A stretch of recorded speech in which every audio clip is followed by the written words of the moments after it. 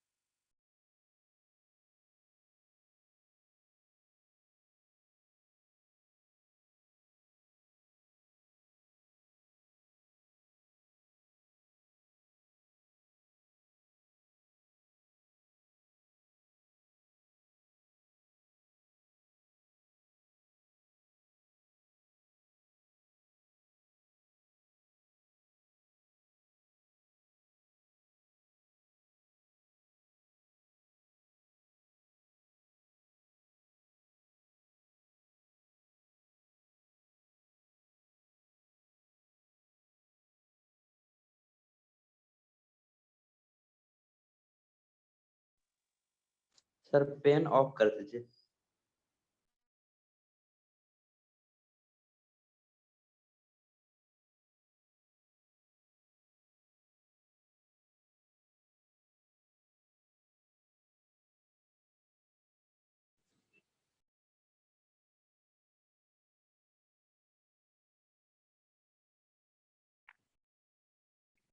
Hello everyone, good evening.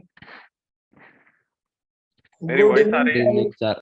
Good evening sir. Voice आ रही है सबको? और यस स्क्रीन भी विजिबल है? Yes sir. Screen okay.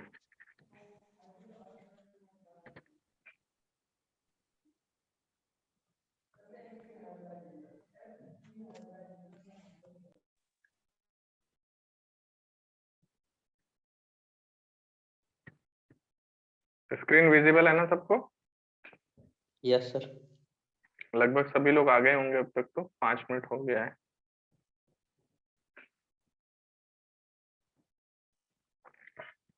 Start करते हैं हम लोग।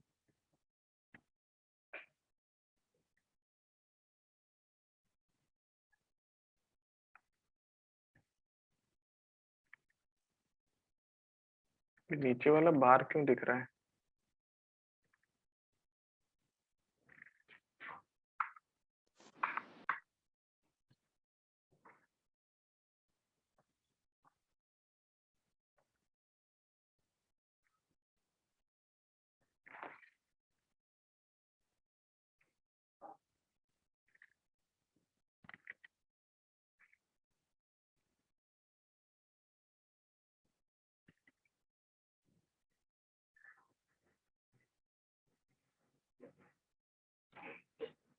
एक मिनट स्टूडेंट्स, है ना, 1 मिनट।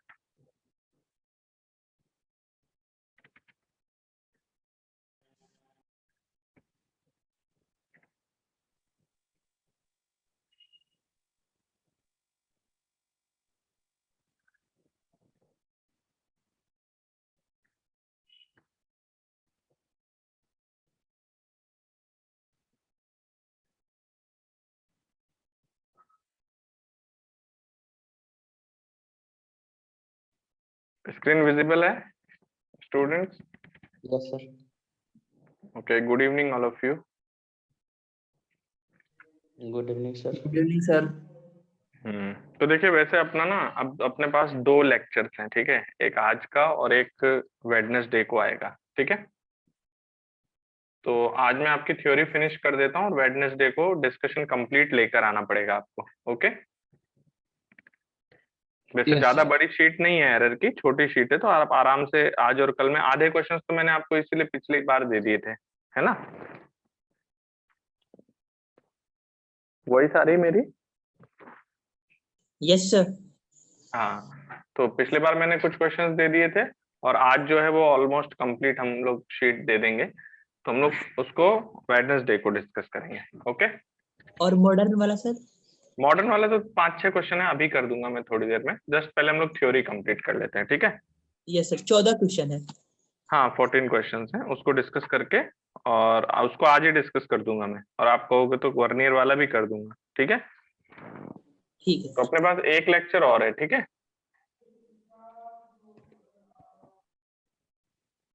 तो देखिए आज की थ्योरी बहुत सिंपल है, कुछ भी नहीं करना है, सिंपल आपको मैथमेटिक्स अप्लाई करनी है, जो आपने डिफरेंशिएशन सीखा है काफी ज्यादा। ओके, तो देखिए अभी तक आप मेजरमेंट कर रहे थे, और मेजरमेंट में क्या था कि हम लोग क्या कर रहे थे मेजरमेंट में, किसी भी डिवाइस के या इंस्ट्रूमेंट की हेल्प से कोई मेजरमेंट ले रहे थे, और आपको पता है कि हमारे मेजरमेंट में एट मैक्स कितना एरर होता है, लीस्ट काउंट के बराबर उसमें एट मैक्स एरर होता है, ठीक है।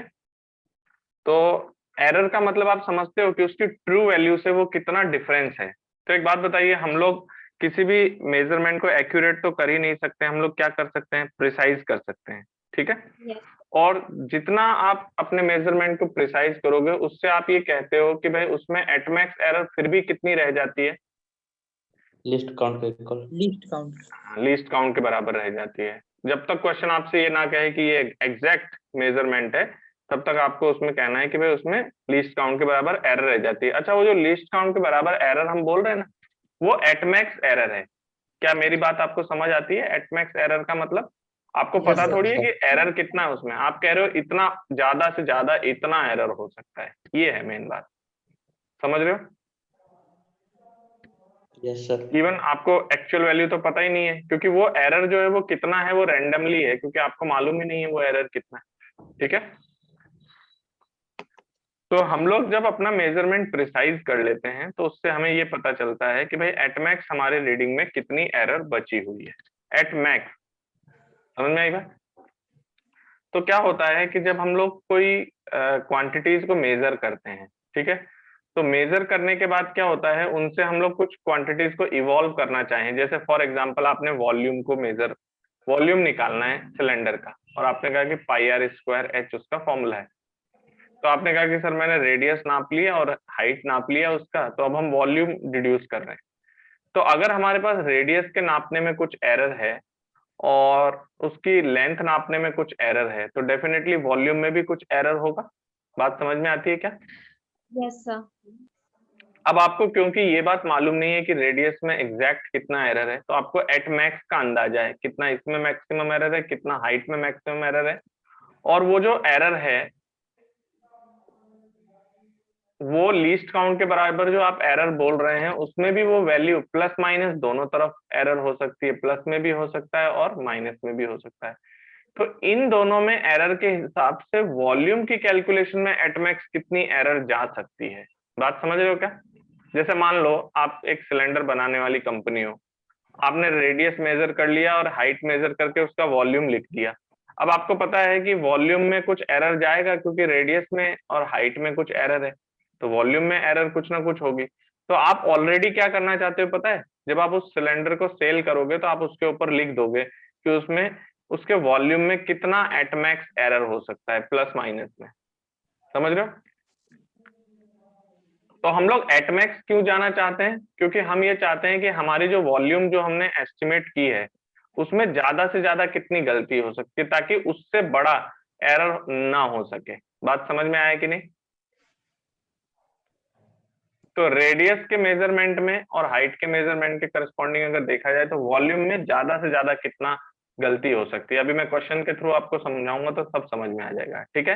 तो देखिए सबसे पहले हमारे पास एक कंडीशन क्या है कि जैसे अगर हम कोई रीडिंग लेते हैं, suppose A plus minus delta A, तो जैसे कोई क्वांटिटी है तो ए तो उसकी क्या हो गई, वैल्यू हो गई, और ये जो हमारा डेल्टा ए होता है ना, इसको हम लोग बोलते हैं कि ए में कितना एट मैक्स एरर है। तो देखो आप यहाँ पर साइन देख रहे हो प्लस माइनस में, तो डेल्टा ए के बराबर उसमें प्लस माइनस में एरर है, तो डेल्टा ए को हम लोग बोलते हैं एब्सोल्यूट एरर। समझ गए? हालांकि आप ये बात समझ रहे होगे कि डेल्टा ए का एट मैक्स एरर है उसमें, समझ में आई बात, ज्यादा से ज्यादा। और ये जो एब्सोल्यूट एरर है इसको हम लोग सिंपली एरर भी बोल देते हैं, ठीक है।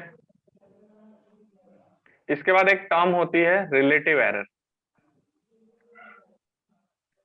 Relative error. तो रिलेटिव एरर क्या होता है, अगर आप एरर में उसकी वैल्यू से डिवाइड कर दें, जो उसकी बेस वैल्यू है क्वांटिटी की, तो उसको रिलेटिव एरर कहा जाता है। या आप इसको फ्रैक्शनल एरर भी कह सकते हैं, ठीक है। और अगर आपको परसेंटेज एरर चाहिए तो परसेंटेज एरर के लिए आप क्या करते हैं, जो आपने उसका रिलेटिव एरर निकाला उसको 100 से मल्टीप्लाई कर देंगे। तो एक बहुत सिंपल सी बात बता रहा हूं, जैसे कोई क्वांटिटी आपका a plus minus delta A में लिखा हुआ है, तो a तो उसकी बेस वैल्यू हो गई, और उस पर एट मैक्स पॉजिटिव और नेगेटिव साइड में कितना एरर हो सकता है, तो डेल्टा ए उसका एरर है, ठीक है। और ये जो एरर है इसको हम लोग एब्सोल्यूट एरर बोलते हैं। अगर हम एरर में उसकी वैल्यू से डिवाइड कर दें, मतलब बेस वैल्यू से डिवाइड कर दें, तो उसको फ्रैक्शनल एरर या आप रिलेटिव एरर बोलते हैं, और उसको 100 से मल्टीप्लाई कर दें तो उसको हम लोग परसेंटेज एरर बोलते हैं, ठीक है। अच्छा, ऐसा लिखने का क्या मतलब है, आपका जो इसकी वैल्यू है वो कहां से कहां तक लाई करती है, a माइनस डेल्टा ए से लेकर a प्लस डेल्टा ए के बीच में कहीं भी हो सकती है। तो इसमें अपने जो बेस वैल्यू है उसके रेस्पेक्ट में प्लस में भी कितना एट मैक्स एरर जा सकता है, डेल्टा ए का, और माइनस की तरफ भी डेल्टा ए का एरर जा सकता है। यस और नो? यस एक बार मुझे रिप्लाई कर दो, क्लियर है ये बात? तो a plus minus delta A लिख के देने का मतलब है कि वो कितना ज्यादा हो सकता है और कितना कम हो सकता है, ठीक है। तो देखिए, सबसे पहले हम एक सिंपल सा पॉइंट पर बात कर रहे हैं, जो जैसे आपने लिए कुछ रीडिंग, इसमें कुछ भी नहीं सोचना है, इसमें कुछ भी दिमाग नहीं लगाना है। जैसे आप लोग लैब में जाते हो और लैब में आपको हमने कहा कि भाई फोकल लेंथ ऑफ लेंस निकालिए, तो आप लोग क्या करते हो, बहुत सारे रीडिंग्स लेके फोकल लेंथ की बहुत सारी वैल्यूज निकालते हो। जैसे मान लो आपका फोकल लेंथ आ रहा है, एक बार आपने कैलकुलेशन किया 10.1 सेंटीमीटर, एक बार आपने कैलकुलेशन किया 10.5 सेंटीमीटर, इस तरह से आपने फोकल लेंथ की 10-12 वैल्यूज निकाल ली। फिर बाद में क्या आंसर देते हो, अपने प्रैक्टिकल बुक में उन सबकी एवरेज वैल्यू निकाल के बताते हो, यस सर। Yes sir. है ना। तो जब आपके पास रीडिंग्स हो तो आपको ऐसे ही करना है, इसमें कुछ भी चेंजेस मत करना, ठीक है। जैसे आपके पास कुछ रीडिंग्स हैं, कौन कौन सी रीडिंग्स हैं, मान लीजिए वो क्वांटिटी ए है, जैसे आप फोकल लेंथ निकाल रहे हैं, तो आपने मान लीजिए उसकी कुछ n रीडिंग्स ले ली, एक A1, A2, A3 and so on an readings ले ली, ठीक है। जैसे आपने फोकल लेंथ निकाल रहे थे 10.1 सेंटीमीटर, 9.9 सेंटीमीटर, 9.8 सेंटीमीटर, 10.2 सेंटीमीटर, ऐसे करके आपने बहुत सारी रीडिंग्स निकाल ली, ठीक है। तो सबसे पहले आप इसकी वैल्यू क्या देंगे पता है, आप इन सब का क्या निकालेंगे, mean, and that mean would be your A1 plus A2 plus A3 and so on an upon total number। तो आपने कितनी रीडिंग्स ली हैं, n रीडिंग्स, तो ये उसकी मीन वैल्यू होगी। तो एक तो आपको उसकी ये मीन वैल्यू देनी है। इसके बाद अब आप ये बताना चाहोगे कि भाई इसमें एरर कितना है। तो मुझे एक बात बताइए, आप लोग एक बार रिप्लाई करके, जो लोग चैट बॉक्स में दे सकते हैं चैट बॉक्स में, कि जैसे मेरा ए मीन आ जाएगा, तो ये ए मीन कुछ बीच की वैल्यू होगी इन सभी में, तो कुछ रीडिंग्स से तो ये ज्यादा होगा और कुछ रीडिंग्स से कम होगा, ओके। Yes sir. तो एज पर मेजरमेंट आपको ये पता चला कि ये रीडिंग कुछ रीडिंग से ज्यादा है और कुछ रीडिंग से कम है। तो कितना ज्यादा है और कितना कम है उनका एनालिसिस करने के लिए हम क्या करते हैं, रीडिंग में से इस मीन वैल्यू को माइनस करते हैं। तो रीडिंग में से किसको माइनस करना है आपको, मीन वैल्यू को, और उसका मॉड लेना है, ताकि आपको ये पता चले कि वो कितने मैग्नीट्यूड से ज्यादा है और कितने मैग्नीट्यूड से कम है, ठीक है। तो जैसे a माइनस ए मीन करना है, तो जैसे आपको पहले रीडिंग में क्या करना है, जिसको मैं लिख रहा हूँ डेल्टा A1, आपका डेल्टा A1 क्या है, mod of A1 minus A mean, okay. फिर सेकंड रीडिंग में क्या करना है, delta A2, mod of A2 minus A mean, and so on. आपको डेल्टा AN निकालना है, mod of AN minus A mean. कुछ समझ में आया सबको? इसमें समझना ही नहीं है कुछ भी। आप क्या कर रहे हैं, आप सिर्फ क्या कर रहे हैं, जो रीडिंग आई थी अब आप पता लगा रहे हैं कि आपकी जो रीडिंग्स आई थी वो इस मीन वैल्यू से कौन कितना ज्यादा है, कौन कितना कम, ठीक है। तो कितना ज्यादा है कितना कम है निकालने के लिए आपने उसको माइनस करके मॉड बना दिया। अब आपको इन सारे जो मॉड की वैल्यू है ना, तो आपको इसमें अगर आपको एरर देना है कि डेल्टा ए का भी आपको मीन वैल्यू निकालना है, मतलब जैसे डेल्टा A1 आपने निकाला प्लस डेल्टा A2 आपने निकाला and so on, delta AN आपने निकाला अपॉन n। समझ गए क्या? ये आपका एरर हो गया उसमें। मेरी बात समझ में आई क्या? क्योंकि हम लोग हर चीज एवरेज करके आंसर दे देते हैं, क्योंकि बहुत ज्यादा भी नहीं जाना है, बहुत कम भी नहीं जाना है, तो हम लोग एवरेज में उसका आंसर प्रोवाइड करते हैं। क्लियर है क्या? तो ये तो तरीका हुआ जब आपको कुछ रीडिंग्स दी गई हो, तो वो रीडिंग से फाइनल रीडिंग कैसे निकालनी है। तो पहले तो आपको उन सबका मीन वैल्यू निकालना है, फिर उन सबकी मीन वैल्यू से प्रैक्टिकल वैल्यू जो आई है उनको माइनस कर करके मॉड निकालना है, और जब आपका मॉड आ जाएगा तो उसका भी मीन ले लेना है। तो आप आंसर में क्या देंगे पता है? रीडिंग में ए mean plus minus delta A mean. तो ये जो लिखा हुआ है ये एरर है, ये उसकी वैल्यू है जो आप प्रोवाइड करेंगे। फिर अगर हम ये कर दें कि डेल्टा ए मीन में ए मीन से डिवाइड कर दें, तो इसका नाम क्या होगा? Relative error. और इसी को आप किससे मल्टीप्लाई कर दें? 100 से। तो delta A mean upon A mean, अगर आप इसको 100 से मल्टीप्लाई कर देते हैं तो ये आपका परसेंटेज एरर आ जाता है। समझ में आई बात? अगर आप फॉर एग्जांपल देखना चाहें, जैसे मान लो मैंने आपको 5 रीडिंग्स दिए फोकल लेंथ के, हालांकि ये एक तरीके का वेस्टेज ऑफ टाइम हो जाता है, क्योंकि इसमें सिर्फ एवरेज एवरेज करना है और कुछ भी नहीं करना है। तो मैंने आपको कुछ रीडिंग्स दिए फोकल लेंथ के, मान लो कि focal length we are going to measure. क्या क्या आ रहा है फोकल लेंथ? मान लीजिए एक बार आया 10.1 सेंटीमीटर, फिर आया 10.2 centimetre, 9.9 centimetre and 9.6 centimetre. Okay, आपने ये मेजरमेंट ली। तो सबसे पहले इस फोकल लेंथ की मीन वैल्यू बता दो कितनी आएगी? F mean. इन सबको ऐड करके 10.1 प्लस 10.2 प्लस 9.9 प्लस 9.6 अपॉन 2 कितना आ रहा है लगभग? ये कोई कैलकुलेट कर दो, नहीं तो मैं कैलकुलेट करूं फिर। 10.1 39.8 प्लस 9.8 आ रहा है, 10.2 39.8 सर। अरे बेटा एक मिनट, डिवाइडेड बाय 2 नहीं, divided by 4, divided by 4 reading है ना, डिवाइडेड बाय 4 करो। 9.9 प्लस एक मिनट 9.6, ये 4 रीडिंग थे, डिवाइडेड बाय 4 9.95। तो इसकी बेस वैल्यू कितनी आ गई? 9.95 सेंटीमीटर। ओके, ये तो आ गया एफ का मीन वैल्यू। अब इसमें कितना चेंजेस है, तो आपको क्या करना है?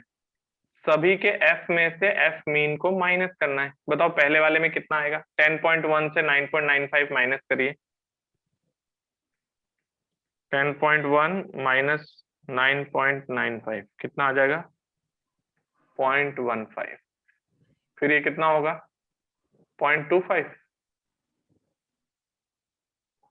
ये 0.05, देख लो यही आ रहा है, 0.35 और ये 0.35। ये 4 वैल्यूज आ गई।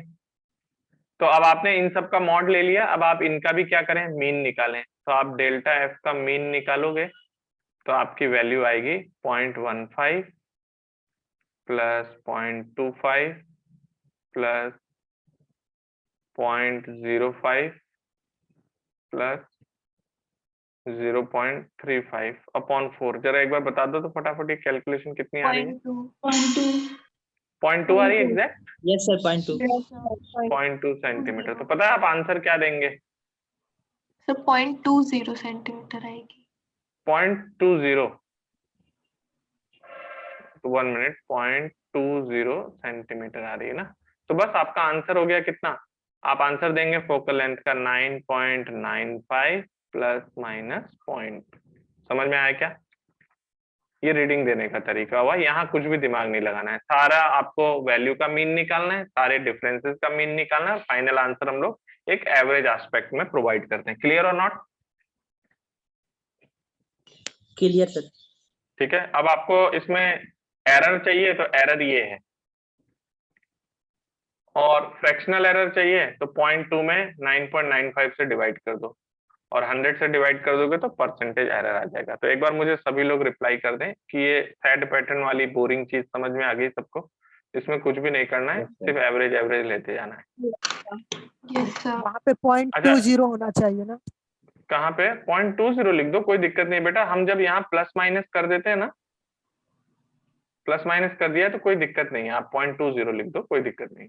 ठीक है, क्योंकि अब ये मेजर्ड नहीं रहा, इवॉल्व्ड क्वांटिटी हो गई है। ठीक है, और अब हम प्लस माइनस लगा के दे रहे हैं ना, इसका मतलब है कि हम उसको यहाँ से कुछ भी अंदाजा लगाने नहीं दे रहे हैं कि कितनी एरर है, आपको यहाँ देखकर ही अंदाजा लगाना है। समझ में आई बात? Okay, yes sir. ठीक है, तो अब हम लोग आगे बढ़ते हैं। अब जो कुछ भी है वो सब टेक्निकल है, तो मैं आपको समझाता हूँ क्या है। अब जैसे अब ये सब क्वेश्चन ही आपको दिखाई देंगे, बस आपको उसमें से पिक करना है कि किस तरह से सोचा जा रहा है। जैसे सपोज इधर देखिए, मेरे पास ना एक लेंथ है L1। मान लीजिए मैंने एक रॉड का लेंथ नापा L1, दैट इज 15.0 सेंटीमीटर, और मैंने एक और रॉड का लेंथ नापा L2, दैट इज 3.0 सेंटीमीटर। तो पहले बताओ कितने लोग अब ये समझते हैं इस चैप्टर को पढ़ने के बाद कि इनमें एरर है? Yes sir. Yes sir. और आपको पता है आपका डेल्टा L1 की एट मैक्स वैल्यू कितनी है? 0.1 सेंटीमीटर, और डेल्टा L2 की कितनी है? 0.1। अच्छा, ये 0.1 जो है प्लस माइनस दोनों तरफ है, तो एक्चुअली ये डेल्टा L का मॉड है आपके पास। डेल्टा L1 डेल्टा L2 का मॉड है, ये दोनों तरफ प्लस में भी और माइनस में भी इतना इतना एरर हो सकता है एट मैक्स। तो इसीलिए ये आपका रैंडम एरर है। रैंडम एरर शब्द समझ रहे हो बेटा? क्योंकि ये एट मैक्स वैल्यू है, इसमें कितनी एरर है एग्जैक्ट वो हमें मालूम नहीं है, तो रैंडमली हम एट मैक्स वैल्यू बता रहे हैं एरर की। ठीक है, तो देखिए अगर मैंने आपसे ये कहा कि find out L is L1 plus L2, मतलब आप क्या चाहते हो? आपने L1 मेजर किया, L2 मेजर किया, लेकिन अब आप किसी को L1 प्लस L2 की वैल्यू बताना चाहते हो। तो पता है आप कैसे सेफ साइड होगे? आपको पता है कि यार हो सकता है मेरे से गलती हो गई हो इस चीज को नापने में। तो जैसे आपको पता है ना कि आपका L1 जो है वो उसकी वैल्यू 15 सेंटीमीटर तो है, लेकिन उसमें कुछ एरर भी है। और L2, तो पहले तो L की बेस वैल्यू निकाल लो। बेस वैल्यू क्या है? तो L की बेस वैल्यू कितनी हुई? 15 प्लस 15.0 प्लस 3.0 कितना हुआ? 18 सेंटीमीटर, 18.0 सेंटीमीटर। तो ये तो L की वैल्यू हो गई, लेकिन अब आपको पता है कि L में तो कुछ गड़बड़ी भी तो हो सकती है नापने में, समझ रहे हो? तो हाँ, आपको पता है कि उसमें इतना लीस्ट काउंट का एटमैक्स एरर हो सकता है, इतना लीस्ट काउंट का एटमैक्स एरर हो सकता है। तो क्या किया जाए? तो हम लोग ऐसा पता करें कि L1 में कुछ एरर होने पर L2 में कुछ एरर आएगा, तो L में कितना एरर होगा? तो ऐसा करते हैं, हम यहाँ पर L में चेंज एनालाइज करते हैं। तो L में change that is equals to L1 में चेंज प्लस L2 में चेंज के इक्वल होगा। ठीक है,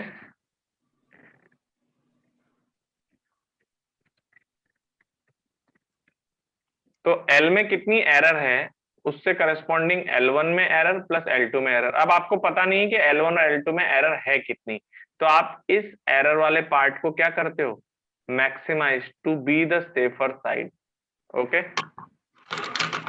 तो सेफर साइड होने के लिए हम क्या करते हैं? इसको मैक्सिमाइज करते हैं, है ना? अभी आपको एक और एग्जांपल लूंगा तब मैक्सिमाइज और अच्छे से समझ में आएगा। अब एक बात बताओ, मान लीजिए मेरा L1 नापने में मेरी ज्यादा से ज्यादा कितनी गलती हो सकती है? प्लस में 0.1 की प्लस में गलती हो सकती है, और L2 को भी नापने में ज्यादा से ज्यादा 0.1 की गलती प्लस में हो सकती है, और दोनों में अगर प्लस में गलती हो गई, इसका मतलब क्या ये मिलकर 0.2 बना लेंगे ज्यादा से ज्यादा?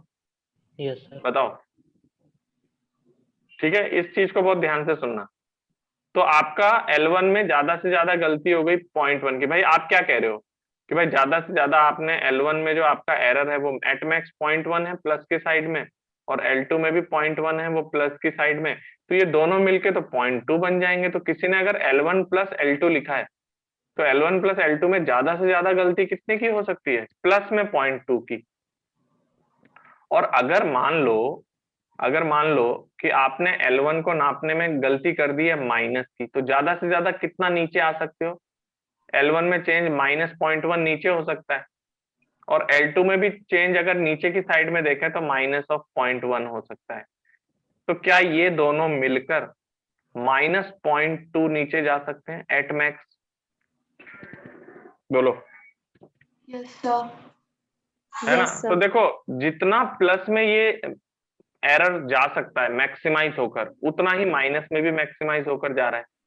तो जब आप किसी को एरर बताएंगे ना तो आप क्या कहेंगे पता है? मैंने देखो ये लिख दिया, पहले मैंने delta L1 plus delta L2 किया, फिर मैंने यहाँ लिख दिया इसको मैक्सिमाइज कर दो, सेफ साइड हो जाओ। तो डेल्टा L आप क्या कह रहे हैं कि सर 0.1 प्लस 0.1 ज्यादा गलती कर देते हैं, तो वो कितनी गलती हो गई? 0.2 सेंटीमीटर की एट मैक्स गलती हो गई। तो this is the maximum error. जिसको याद रखना, क्वेश्चन हो सकता है मैक्सिमम एरर ना बोल के सिर्फ एरर बोले, क्योंकि एरर में भी एरर आप एग्जैक्ट तो बता ही नहीं सकते कि कितनी है, तो आपको एट मैक्स एरर ही बतानी होती है कि कितनी एट मैक्स गलती है उसमें। तो पता है आप इस लेंथ का क्या आंसर प्रोवाइड करेंगे? आप आंसर प्रोवाइड करेंगे 18.0 प्लस माइनस 0.2 सेंटीमीटर। मुझे एक बार सभी का रिप्लाई चाहिए। क्या आपको ये बात समझ में आती है कि अगर मैं L को L1 प्लस L2 को 18 प्लस माइनस 0.2 कह सकता हूं, तो मेरा आंसर 18.2 से ज्यादा नहीं होगा और 17.8 से कम नहीं होगा। ये कंफर्म है क्योंकि मैंने ज्यादा से ज्यादा गलती करवा दी है इनसे। Yes, sir. Yes, sir. Yes और नो? अब Yes, जैसे sir. मान लो ना, Yes, ऐसे अगर मान लो मैं कोई रॉड बनाने वाली कंपनी हूँ, ठीक है, मैंने एक रॉड बनाया और दूसरा रॉड उसमें वेल्डिंग कर दिया, और मुझे दोनों रॉड की लेंथ किसी को बतानी है, तो मैंने L1 नापा और L2 नापा। वैसे हम चाहे तो L1 प्लस L2 भी नाप सकते थे, लेकिन बाई चांस हमने L1 ही नापा और L2 ही नापा, और मैंने आपको ये रॉड बना के बेच दिया, ठीक है। तो मुझे मालूम है कि मेरा ये आंसर इस रेंज में लाई करेगा, तो मैं बेचते वक्त क्या लिख दूंगा इसके ऊपर? 18 प्लस माइनस 0.2। अब आप कुछ भी कर लो, किसी भी चीज से नाप लो, आप इससे ज्यादा एरर नहीं ला पाओगे। क्यों नहीं ला पाओगे? क्योंकि मैंने पहले ही अपने जो पहले तो मैं ऑलरेडी प्रिसाइज मेजरमेंट तो कर ही रहा था, और उसमें भी मैंने ये कर दिया कि एट मैक्स लीस्ट काउंट के बराबर एरर दे दिया है। समझ गए क्या? तो मैक्सिमम करके मैक्सिमम कर दिया। अब देखो ये मैक्सिमम आपको और अच्छे से कैसे समझ में आएगा, अगर मैं लिखता हूं find out L equals to L1 minus L2। अब इधर देखना, ये बहुत अच्छा लगेगा। अब आपको समझ में भी आएगा कि देखो गलती कैसे मैक्सिमाइज करवा रहे हैं। कैसे करवा रहे हैं? हमने कहा चलो इसकी बेस वैल्यू कितनी, तो भाई 15.0 minus 3.0 that is how much? 12.0 centimetre. तो पहले ये तो समझ में आ गया कि L1 माइनस L2 जो है वो कितना हुआ? 12 12 centimeter. सेंटीमीटर। अब आप क्या कह रहे हो? अब आप पता है सोच रहे हो कि अरे मान लो अगर मैं L1 ज्यादा नाप लूं और L2 कम नाप लूं, तो क्या आपको लगता है ये डिफरेंस बहुत बड़ा हो जाएगा? मान लो Yes, sir. L1 तो ज्यादा नापने में आ जाए और L2 कम नापने में आ जाए, तो इन दोनों में तो डिफरेंस बहुत ज्यादा हो जाएगा। Yes, sir. तो देखो अब हम सेफ साइड होने जा रहे हैं। सेफ साइड कैसे? हम एरर बताएंगे मैक्सिमम। तो देखो मैक्सिमम कैसे एरर बताएंगे? पहले एरर को लिखा मैंने delta L। Delta L equals to delta L1 plus delta L1 minus delta L2। और मैं पता है अब अपना दिमाग लगाऊंगा इसको क्या करने की ओर? मैक्स करने की ओर। ठीक है, मैं साइन बीच में चेंज नहीं करूंगा, हमेशा ऐसे रखूंगा। अब मुझे बताइए डेल्टा L मुझे मैक्स करना है। कितने लोगों को ये बात समझ में आती है कि अगर मैं L1 ज्यादा नाप लूं और L2 मेरा कम नापा हो, तो क्या आपको लगता है L1 में एरर प्लस की है और L2 में एरर माइनस की है, तो ये दोनों माइनस होकर तो बहुत बड़ी क्वांटिटी बन जाएगी। Yes, sir. Yes sir. तो जैसे मैं एक लेंथ नाप रहा था, एक को तो मैंने ज्यादा नाप लिया है और एक को कम नाप लिया, या आप ऐसे सोचो कि एक में पॉजिटिव साइड में ज्यादा एरर हो जाए और दूसरे के पास नेगेटिव में ज्यादा एरर हो जाए, तो क्या होगा बताओ? तो ये तो दोनों मिलकर बहुत बड़े हो जाएंगे, समझ रहे हो। तो मैं इसको मैक्सिमाइज कैसे करूंगा पता है, पॉजिटिव की साइड में मैक्सिमाइज कर रहा हूं मैं। मेरा L1 अगर 0.1 की गलती हो जाए प्लस में और मेरा L2 में गलती हो जाए माइनस में, तो ये प्लस माइनस मिलके ज्यादा हो जाएंगे। क्या आपको समझ में आया? What is the maximum error in L1 minus L2 is still 0.2 towards positive side. बोलो Yes, sir. Yes, sir. समझ में आया? सेफर साइड हो रहे हैं हम। हमने मान लिया कि हमारा L1 में जो एरर है वो प्लस का एरर है और L2 में मैंने मान लिया कि माइनस में हो गया है, और वो दोनों मिलके इतना ज्यादा हो गए क्योंकि प्लस माइनस मिलके, क्योंकि बीच में माइनस का साइन है। तो जब आप इन दोनों को माइनस करेंगे तो आप कहेंगे कि L1 मेरा बहुत ज्यादा है और L2 मेरा काफी कम है, तो उन दोनों को माइनस करने से तो इनमें जो गलती होगी वो और बड़ी हो जाएगी। अच्छा, इसी का रिवर्स सोचते हैं। अगर मान लो आपने L1 को नेगेटिव के साइड में 0.1 का एरर कर दिया और आप कहते हो कि L2 में आपने पॉजिटिव के साइड में 0.1 का एरर कर दिया, तो क्या आपको लगता है ये दोनों नेगेटिव की तरफ काफी ज्यादा मैग्नीट्यूड उठा लेंगे? Yes, sir. तो क्या ये स्टिल कितना है? -0.1 -0.1, क्या ये वापस 0.2 ही है? Yes, sir. तो आपको ये बात तो समझ में आ रही होगी कि जितनी गलती प्लस के साइड एट मैक्स हो सकती है उतनी ही गलती माइनस के साइड भी एट मैक्स हो सकती है। तो हम लोग क्या कर देते हैं, ये जो डेल्टा एल दिख रहा है आपको, इसको हम लोग मैक्सिमाइज करते हैं। तो ये मैक्सिमाइज कैसे हुआ, इसमें पॉजिटिव की गलती कर दी, इसमें नेगेटिव की गलती कर दी, तो दोनों मिलके प्लस के साइड मैक्सिमाइज हो जाएंगे। और इसमें अगर मेरे नेगेटिव का एरर हो जाए और इसमें मेरा पॉजिटिव का एरर हो जाए एट मैक्स, तो दोनों मिलकर नेगेटिव की तरफ एट मैक्स निकल जाएंगे। तो अगर मैं किसी को L2 माइनस L1 का वैल्यू दूंगा ना, तो मैं ऐसे वैल्यू दूंगा L2 माइनस L1 का, मैं बोलूंगा दैट इज 12.0 प्लस माइनस 0.2। एक बार मुझे रिप्लाई चाहिए इस पर कि क्या आपको समझ में आया कि L1 माइनस L2 करने से एरर वापस 0.2 की तरफ कैसे पहुंच गई, और बीच में साइन माइनस था लेकिन मैंने तो प्लस लगा दिया बाद में जाके।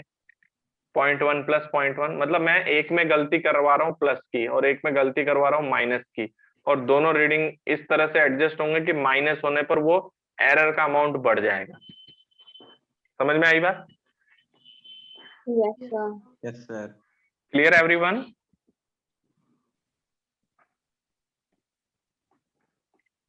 तो इसमें ये वाला पार्ट क्या है आपका? Error. This part is error, this part is base value. आपको रिलेटिव एरर चाहिए, 0.2 में 12 से डिवाइड कर दें, ये आपको दे देगा रिलेटिव एरर। और अगर आपको परसेंटेज एरर चाहिए तो क्या करेंगे? परसेंटेज एरर में 0.2/12/100।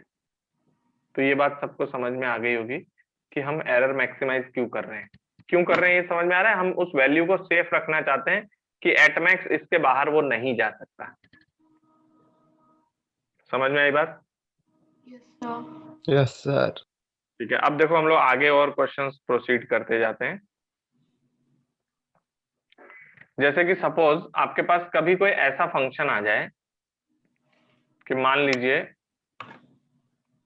कोई ऐसी डिपेंडेंसी आ जाए, मान लो कि सपोज x की power a, y power b, z power c, w power something ऐसे करके that is equals to constant आ जाए, इस तरीके का फंक्शन आ जाए। ठीक है, अब पहले मैं आपको बता दूं है क्या। जैसे x आपका मेजर्ड क्वांटिटी है, x plus minus delta x, y आपका मेजर्ड क्वांटिटी है प्लस माइनस डेल्टा y। अब हुआ ये कि x और y आपके मेजर्ड क्वांटिटीज हैं, तो आप समझते हो अगर आप z को इवॉल्व करोगे तो अगर मेजर्ड क्वांटिटीज में कुछ एरर है तो इवॉल्व क्वांटिटी में भी कुछ एरर होगा। समझते हो ये बात?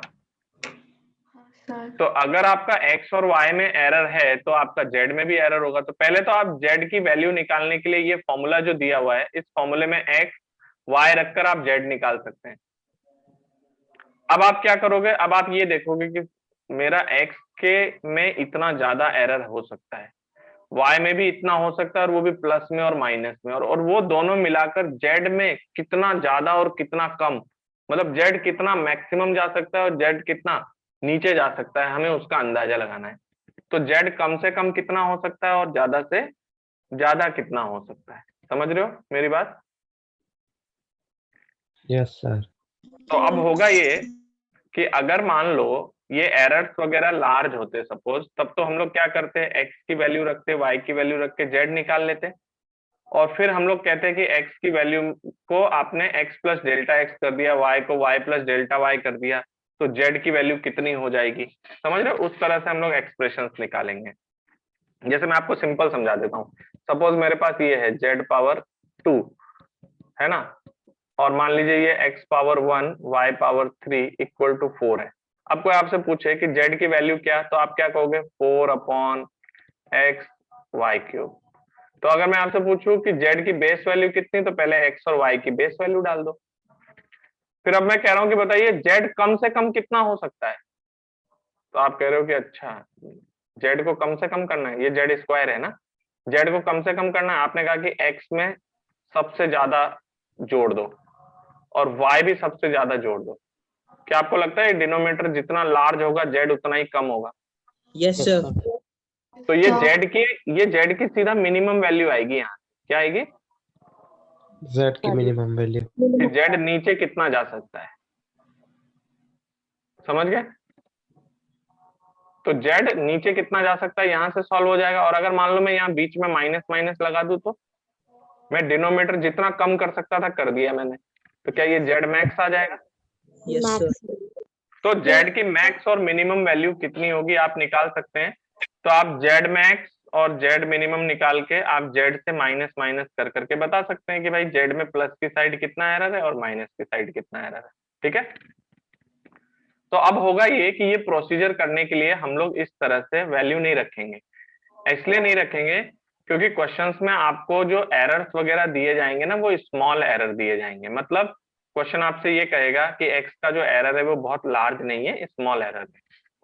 तो जब स्मॉल एरर्स होंगे ना, तो हम लोग चेंजेस को कैसे देखेंगे। जैसे आपको क्वेश्चन दिया गया कि आपका x में कुछ एरर है, तो हम लोग बोल रहे हैं x प्लस डेल्टा एक्स या प्लस माइनस डेल्टा एक्स, और आपका y plus minus delta y है।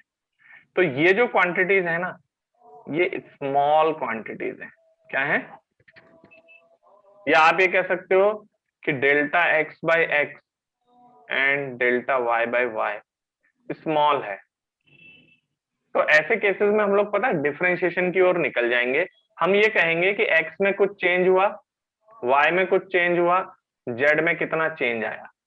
तो z के चेंज को निकालने के लिए हम लोग डिफरेंशिएशन का सहारा लेंगे। ये बात समझ में आई सबको जो मैं बोल रहा हूँ? Yes sir. Yes sir. तो अब एक बात बताओ, अगर इसको मुझे डिफरेंशिएट करना है, तो जब भी कभी आपके पास ऐसा पैटर्न हो कि क्वांटिटी सब एक तरफ आ जाएं और लेफ्ट में कांस्टेंट बचे, तो आप क्या करो, आप लॉग लेके डिफरेंशिएट कर दो। ठीक है? तो जैसे लॉग लेके डिफरेंशिएट करोगे तो क्या आएगा बताओ। a, पहले तो a log x plus b log y plus c log z equals to log of constant. तो देखो पहले आपने क्या निकाल लिया मालूम है, इस फॉर्मूले में x और y रख के z आप निकाल चुके हैं। x और y रख के z आप निकाल चुके हो। अब क्या कर रहे हो, आप एरर निकाल रहे हो। कैसे? इसको डिफरेंशिएट कर रहे हो। तो क्या आएगा, a log x का डिफरेंशिएशन 1 अपॉन x और इंटू dx, तो a dx upon x plus b dy upon y plus c dz upon z equals to 0। ये dz dx dy जो है ना, ये स्मॉल वैल्यूज हैं, इसलिए आप डेल्टा लिखना चाहो लिख सकते हो, बट ये स्मॉल है सब। तो आपको क्या करना है, आपको z में एरर ढूंढना है। तो आपके पास dz बाई z का फंक्शन क्या आ रहा है, minus of a dx by x minus of b dy by y। अब मुझे बताओ x में कुछ गलती हो गई, y में कुछ गलती हो गई, और ये दोनों मिलकर z में गलती लाएंगे। तो z में कितना मैक्सिमम गलती हो सकता है उसको निकालने के लिए ये जो इक्वेशन आ रही है ना, जब dz बाई z आपने निकाल लिया, अब आप c को इधर डिवाइड करना चाहो कर दो। इस चीज को क्या करना है, मैक्सिमाइज। समझ में आई बात? अब मैक्सिमाइज कैसे करते हैं वो आप देख सकते हो। आप खुद मन में सोचो कि इस इक्वेशन को ज्यादा से ज्यादा कैसे ला सकते हैं। जैसे अभी अगर आप ये मान के चलो कि आपका a और b पॉजिटिव मल्टीप्लायर्स हैं, तो आप सोचो अगर आप x को कम नाप लो और y को कम नाप लो, तो क्या ये दोनों माइनस प्लस में बदल के मैक्सिमम हो जाएंगे? बोलो। अगर मैंने x को कम नाप लिया और y को कम नाप लिया, तो ये दोनों नेगेटिव नेगेटिव में इसको भी प्लस बना देंगे, इसको भी प्लस बना देंगे, और ये पूरा जुड़ के मैक्सिमाइज हो जाएगा। यस और no? Yes, sir. Yes, sir. ठीक है, तो मैं यहाँ पे लाके इक्वेशन छोड़ देता हूँ, मैं यहाँ पर बीच में प्लस का साइन नहीं लगाता हूँ, मैं आपको यहाँ पर सोचने के लिए मजबूर करता हूँ कि अब आप इसको खुद सोचें कि ये मैक्सिमाइज कैसे होगा। समझ गए? आप चाहो तो ये सोच लो कि सर यहाँ प्लस प्लस लगा दो, उसी से तो मैक्सिमम बनता है। हाँ, ये बात सही है, लेकिन आप यहाँ पर थोड़ा सा थॉट प्रोसेस रखें कि कैसे ये मैक्सिमाइज हुआ। तो जैसे ये मैक्सिमाइज हो जाएगा, dz की मैक्सिमम वैल्यू आ जाएगी, आपने z निकाल लिया इक्वेशन से और ये एस्टिमेट कर लिया। क्लियर है? तो कभी भी आपके पास x power a y power b z power c format बनता है तो आप उसको इसी तरह से एनालाइज करेंगे। ओके, जैसे मैं आपको एक एग्जांपल बताता हूँ। सपोज मेरे पास कुछ क्वांटिटीज हैं, x square z cube equals to 5 y cube. Okay, आपसे क्वेश्चन में कहा गया है कि if percentage error in x and y is 0.1% and 0.1% या ऐसे लिख लो 0.2% respectively, then find out percentage error in Z. Okay,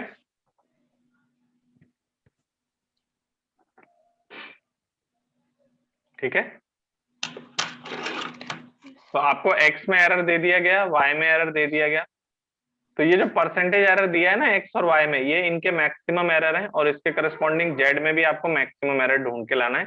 कभी कभी क्वेश्चन बोल देता है कि इट इज मैक्सिमम एरर और कभी कभी नहीं बोलता है, तो ये अंडरस्टूड है कि एरर में हमें इसको मैक्सिमाइज करना होता है। समझ में आई बात? तो हमें मैक्सिमाइज करना होता है, ये अंडरस्टूड है। ओके, तो एक बात बताओ, ये क्या मेरा गिवन फॉर्मेट की तरह मैच कर रहा है क्या? x power a y power b z power c। तो पहले मैं आपको ये बता दूं मुझे दिया क्या है। मुझे दिया गया है dx अपॉन x इंटू 100, ये दिया है मुझे 0.1, और मुझे दिया गया है dy अपॉन y इंटू 100, मतलब ये बता रहा है एरर की वैल्यू परसेंटेज में कितनी है। तो ठीक है भाई, ये एटमैक्स एरर्स आपको x और y के दिए गए। तो आप क्या करेंगे, इस इक्वेशन को ध्यान से देखो, ये ऊपर वाले फॉर्मेट से मैच करती है। तो क्या करोगे आप? ये करोगे, आप कहोगे sir x square z cube y power -3 equals to 5। तो लॉग लेके डिफरेंशिएट कर दें, लॉग लेके डिफरेंशिएट करने पे आएगा 2, डायरेक्ट लिख दूं dx upon x Yes, plus sir. 3 dz upon z minus 3 dy upon y that is equals to 0। ठीक है ना? तो मेरे पास देखिए dz बाई z क्या आ रहा है, तो 3 dz ओवर z। मेरे पास अभी z की वैल्यू नहीं है, लेकिन मैं एरर निकाल पा रहा हूँ, परसेंटेज एरर। कैसे? ये आ रहा है 3 dy upon y minus 2 dx upon x। अब पता है आपका dz बाई z क्या आ रहा है? बेसिकली ये आ रहा है 1/3 of 3 dy upon y minus 2 dx upon x। अब पता है मेजर्ड क्वांटिटीज हैं, तो आप इनको क्या करेंगे? मैक्सिमाइज। समझ में आता है? Yes, sir. तो इसको मैक्सिमाइज करने के लिए दिमाग में क्या चल रहा है कि अगर y में प्लस की गलती हो जाए और x में माइनस की गलती हो जाए, तो ये बीच वाले माइनस को भी दोनों प्लस बना लेंगे। यस और no? Yes, sir. Yes, sir. और अगर y में नेगेटिव की गलती हो जाए और x में पॉजिटिव की गलती हो जाए, तो ये माइनस और इधर माइनस और ये नेगेटिव में बहुत वैल्यू मैक्स हो जाएगी। तो आप ऐसा सोच सकते हो कि हम बीच में प्लस लगा देते हैं इनके। तो बताइए बीच में प्लस लगेगा तो क्या बनेगा, dz by z equals to 1/3 of, बताइए dy by y कितना है, dy by y है तो 3 times of dy by y is my 0.2/100, okay, plus 2 times of dx by x आपका है 0.1/100। तो बेसिकली ये कितना आ रहा है आपके पास, dz by z की वैल्यू देखिए 1/3 ऑफ, ये कितना है 0.6 और 0.8 है ना, 1.4 by 3। हाँ तो मतलब मैं इसको ऐसे लिख रहा हूँ 0.8/300। क्या ये फ्रैक्शनल एरर है, बताइए, ये फ्रैक्शनल एरर आ गया। अगर मान लो आपके पास z होता ना तो आप z इधर मल्टीप्लाई करके ये पता लगा लेते कि z में कितना एरर है, समझ रहे हो, अगर Yes, आपके sir. पास z होता तो आप पता लगा लेते dz कितना है, लेकिन अभी एटलीस्ट आपके पास क्या पता चल गया आपको, फ्रैक्शनल एरर। क्वेश्चन की लैंग्वेज पे ध्यान देना, फ्रैक्शनल एरर पूछा है कि परसेंटेज एरर, अगर मुझसे पूछा गया परसेंटेज एरर तो फिर मुझे इस क्वांटिटी को क्या करना पड़ेगा, 0.8/300 को मल्टीप्लाई बाई 100। तो मैं इसको देख रहा हूँ, दैट इज माई 0.8/3, आप इसको डिवाइड करके निकाल लेना कितना है, कितना परसेंट आ रहा है ये 8/30, इसको सॉल्व कर लेना, इतना परसेंट आ जाएगा, यस और नो, जो भी है value is not important, clear है। अच्छा ये समझ गए, जितना प्लस की ओर जाते हैं उतना ही माइनस की ओर भी जाएंगे, तो इसमें आप मन में ऐसा सोच सकते हो कि बीच में हम प्लस लगा रहे हैं, उस प्लस का मैं लॉजिक बताता हूँ हर बार यहाँ पे कि प्लस क्यों लग रहा है।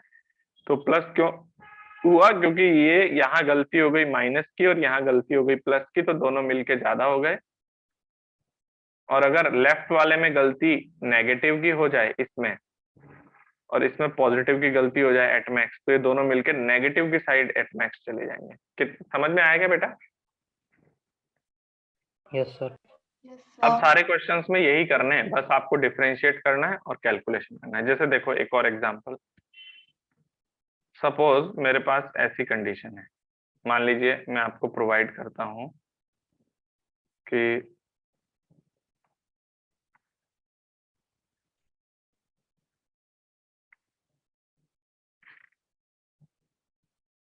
मान लीजिए कि हम डेंसिटी एस्टिमेट कर रहे हैं, तो आपको दिया गया मास जो है वो दिया गया आपको 20 ± 0.1 किलोग्राम।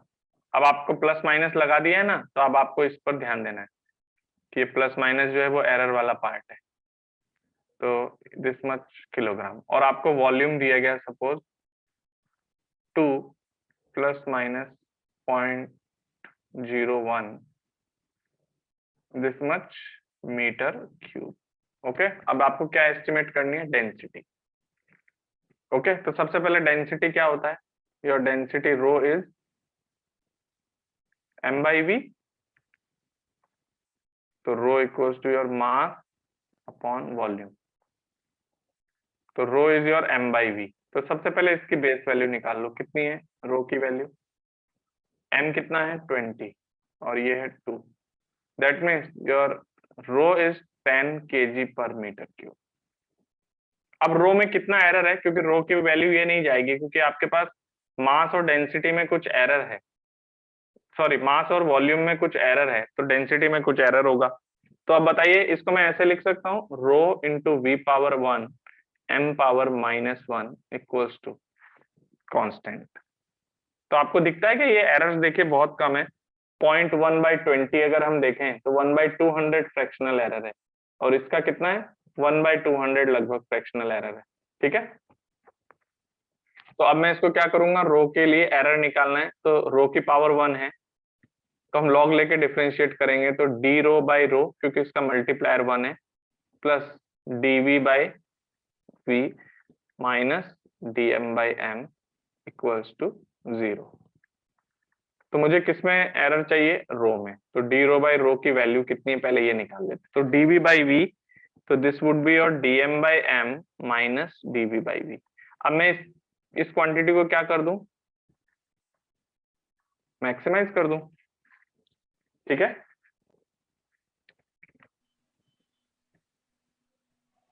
Okay Yes, sir.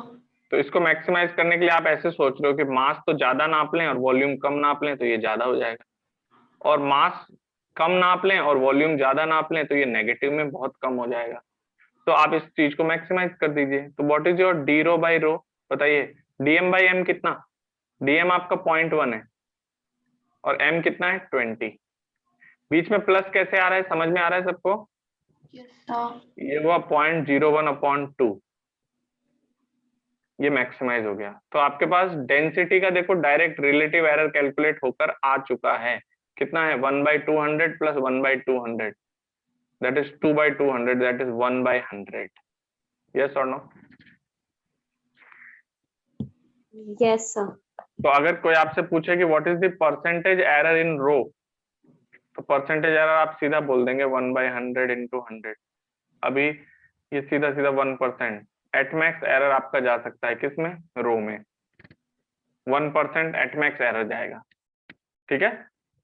अब आपको रो में एरर की वैल्यू चाहिए, समझ रहे हो ना लैंग्वेज। एरर मतलब क्या, एरर मतलब ये निकालना, और d rho by rho is the fractional error, और उसको 100 से मल्टीप्लाई करने पे परसेंटेज एरर। तो अब आपको डी रो चाहिए, तो आप क्या कह रहे हो 1/100 इंटू रो।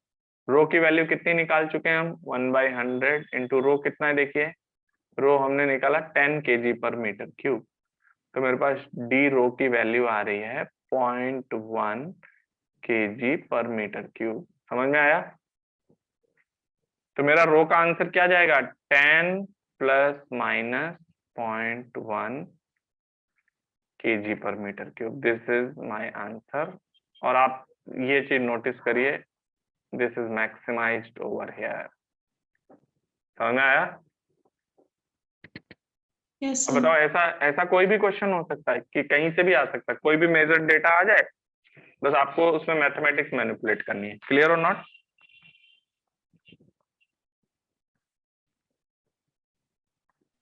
ठीक है। अब जैसे मैं आपको एक और क्वेश्चन बताता हूं, जैसे सपोज, ये समझ में आ गया ना सबको? बच्चों एक बार मुझे रिप्लाई कर दो यार सभी लोग, Yes, चैट sir. बॉक्स में बोलो, Yes, sir. चाहे लिख के Yes, बोलो, sir. कैसे भी बोलो। क्लियर है ना? सिर्फ मैथमेटिक्स में मैक्सिमाइज कर रहा हूँ, बाकी डिफरेंशिएशन आपको आना चाहिए। Yes, sir. वो भी मैंने बता दिया कैसे लॉग लेके डिफरेंशिएट करते हैं। ओके, अब देखिए एक और क्वेश्चन ले लेते हैं। मान लो जैसे मैंने आपको दिया, फॉर एग्जाम्पल एक मैंने आपको दिया simple pendulum.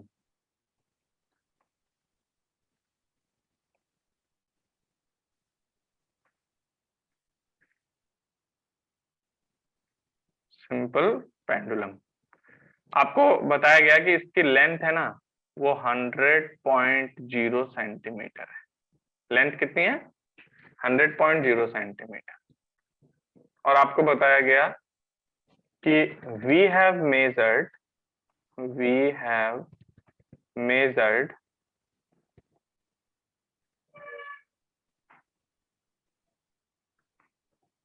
time of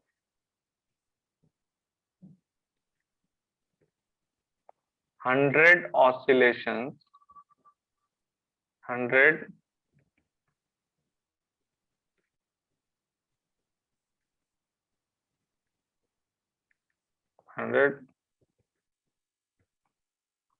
oscillations. We have measured the time of 100 oscillation equal to 200 seconds. Okay, with the help of a stopwatch of least count 0.1 second. ठीक है, find out the value of small g and its error and percentage error. Okay,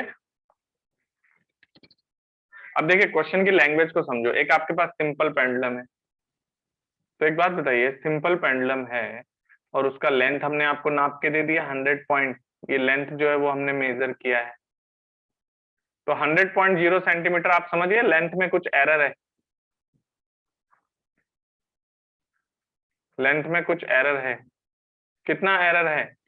the error in length is at max 0.1 centimetre.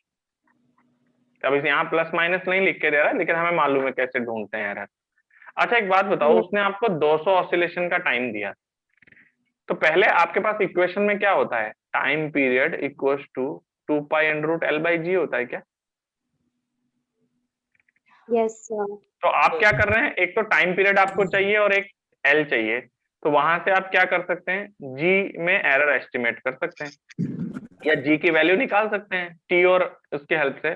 तो आपने एक चीज notice किया, इन्होंने 100 oscillation का time major किया है, कितना?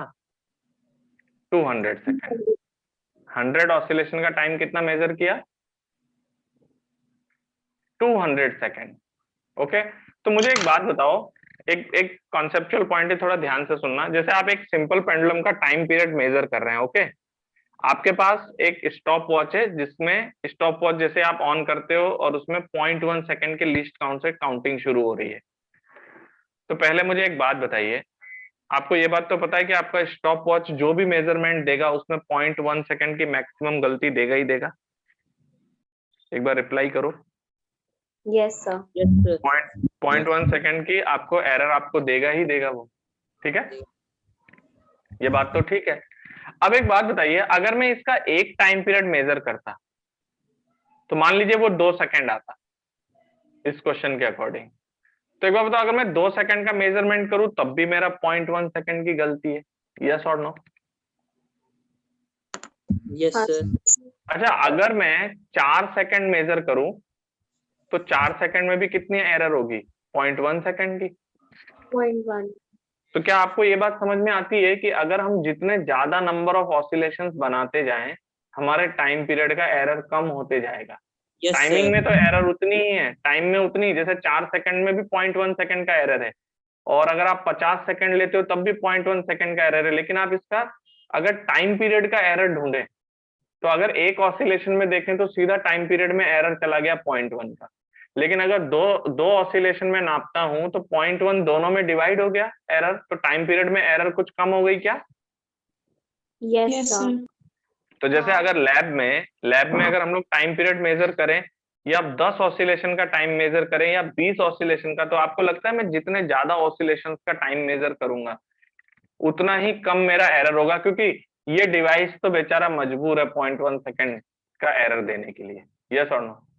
तो हम हमारे टाइम पीरियड के एरर को कम करने के लिए क्या चाहते हैं कि हम ज्यादा से ज्यादा ऑसिलेशन नापें, यस और नो? और वैसे क्वेश्चन में आपको 100 ऑसिलेशन की कहानी सुनाई जा रही है, तो आप 100 ऑसिलेशन से चलिए।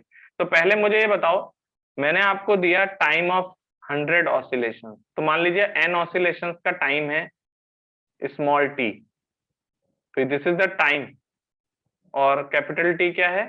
Time period. तो मुझे एक बात बताइए, टी टाइम आप मेजर करते हैं वो n इंटू टी के बराबर है, तो यहां से आपका टाइम पीरियड कितना आ जाएगा? t by n। तो आपका टाइम मेजर किया आपने 200 सेकेंड और ऑसिलेशन लिए थे आपने 100, तो ये आपका 2 सेकेंड क्या आ गया इस सिंपल पेंडुलम का टाइम पीरियड, यस और नो? Yes, sir. अच्छा, अब आपने टी में एरर किया, इधर देखो, टी में आपने एरर किया डेल्टा टी का, वो है क्या? 0.1 सेकेंड। तो क्या आपको लगता है वो n इंटू डेल्टा टी हो जाएगा? तो उससे आपका टाइम पीरियड का जो एरर है देखो कम हो गया। डेल्टा टी में आपका डेल्टा स्मॉल टी में आपका 0.1 सेकेंड की गलती है, और टाइम पीरियड में वो n से डिवाइड होकर जाएगी। बताओ,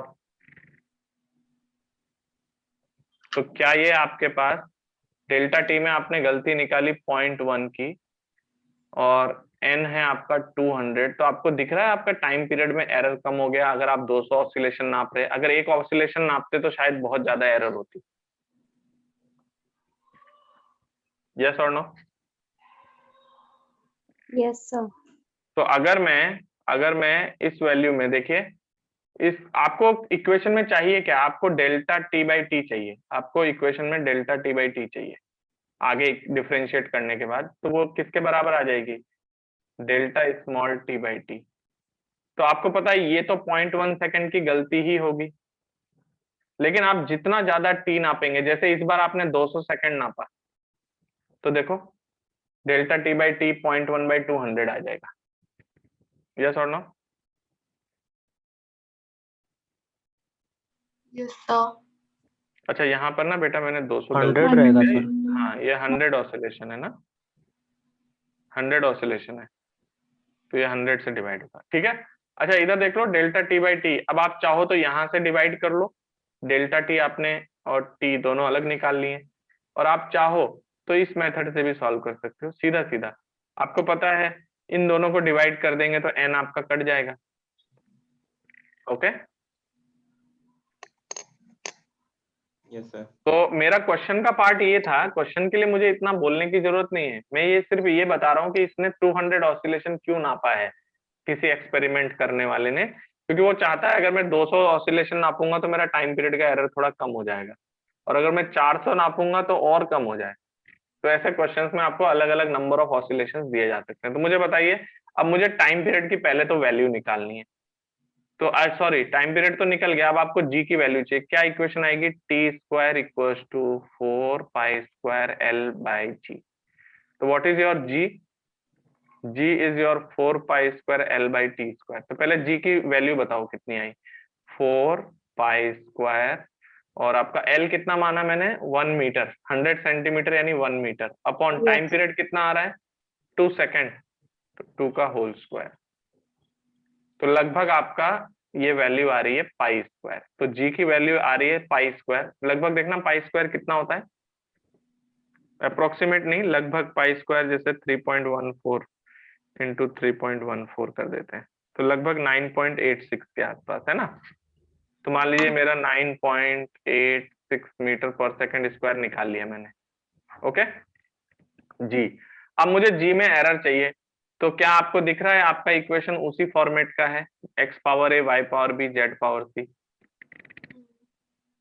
तो क्या करें बताओ, g into t square into l power -1 equals to 4 pi square. तो इसको मैं डिफरेंशिएट कर रहा हूं, क्या आएगा मेरे पास, dg बाई जी, लॉग लेके डिफरेंशिएट कर रहा हूं, plus 2 dt by t minus of dl by l equals to 0।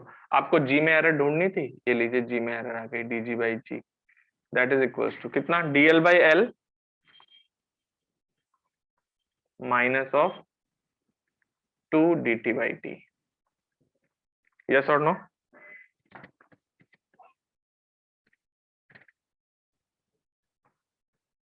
तो देखिए यहां से क्या होगा, dg बाई जी निकालना है, तो आप करेंगे इसको मैक्सिमाइज, मैक्सिमाइज करेंगे तो dl बाई एल कितना आ रहा है आपके पास, dl तो है 0.1 अपॉन एल कितना है 100, माइनस माइनस हो जाएगा +2, टाइम पीरियड में एरर कितना है, डेल्टा टी बाई टी ये रहा डायरेक्टली, तो ये कितना है 0.1 अपॉन 200। समझ आ रहा है क्या कर रहा हूं?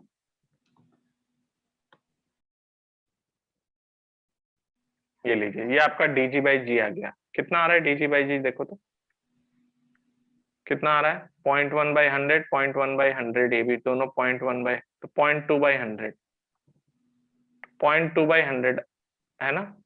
तो अगर आपको परसेंटेज एरर चाहिए तो 0.2% आपका आंसर हो गया, और आपको जी की वैल्यू चाहिए थी, ये लीजिए जी की वैल्यू कितनी, 0.2 अपॉन 100 इंटू 9.86 लगभग, है ना, कितना आ रहा है ये वैल्यू।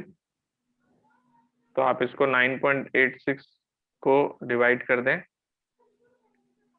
डिवाइडेड बाय 100 इंटू 0.2, तो ये लगभग आ रहा है 0.1972, 0.19 सॉरी 0.01972। अब आप चाहो तो आंसर के अकॉर्डिंग जितना राउंड ऑफ किया हो, जैसे यहाँ से ड्रॉप कर दो या यहाँ से ड्रॉप कर दो, तो what is your answer of g, that is, मैं पूरा लिख देता हूँ 9.86 प्लस माइनस 0.19 सॉरी 0.01972। अब आपको राउंड ऑफ जिस लेवल तक करना है आप उस लेवल तक राउंड ऑफ करके क्वेश्चन में ऑप्शन के अकॉर्डिंग आंसर दे सकते हैं।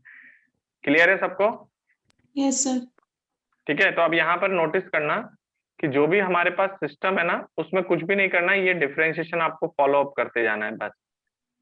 ठीक है, सिमिलर टाइप की कैलकुलेशंस चल रही हैं, तो मैं एक आध एग्जांपल्स और बताता हूँ आपको।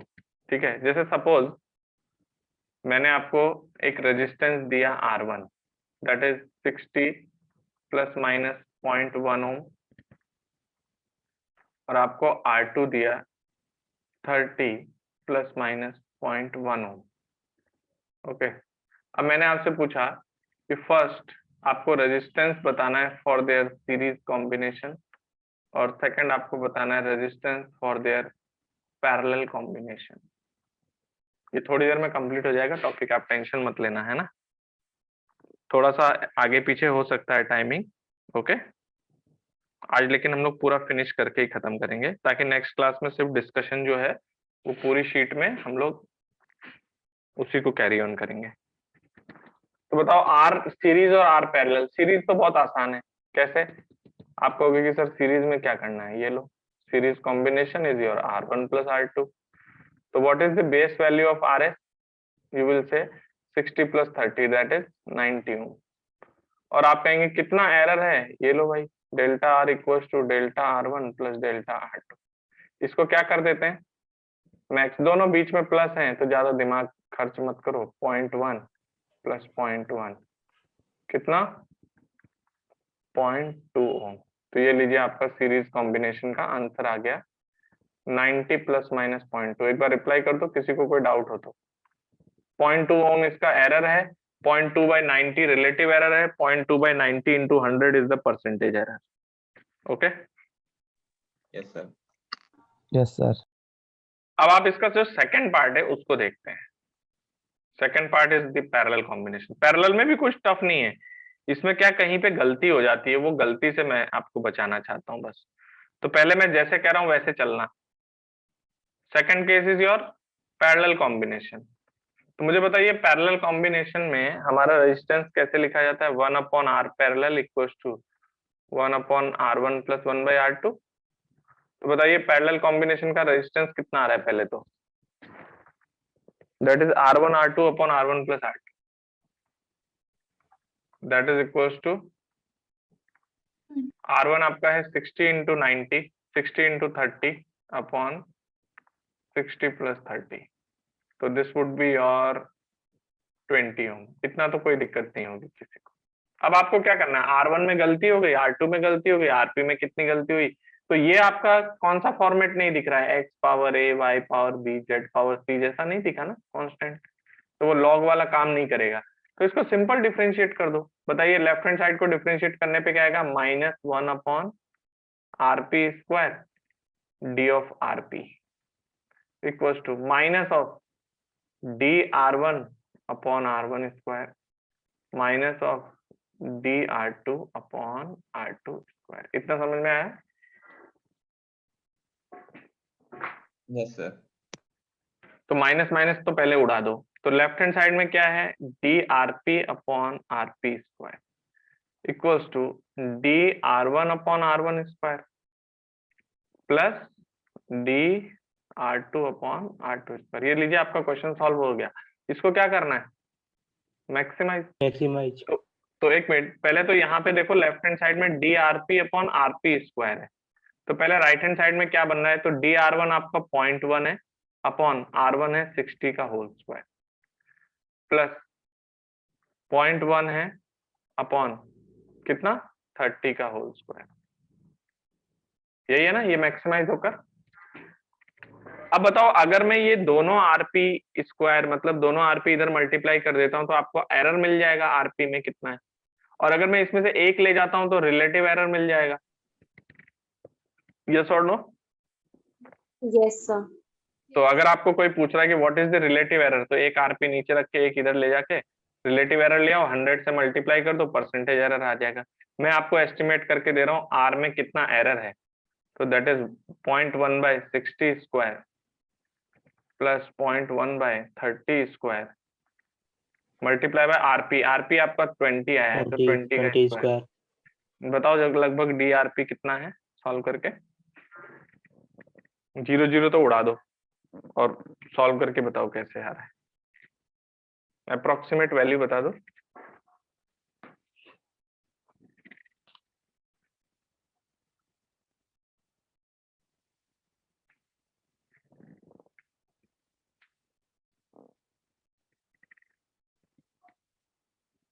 ओके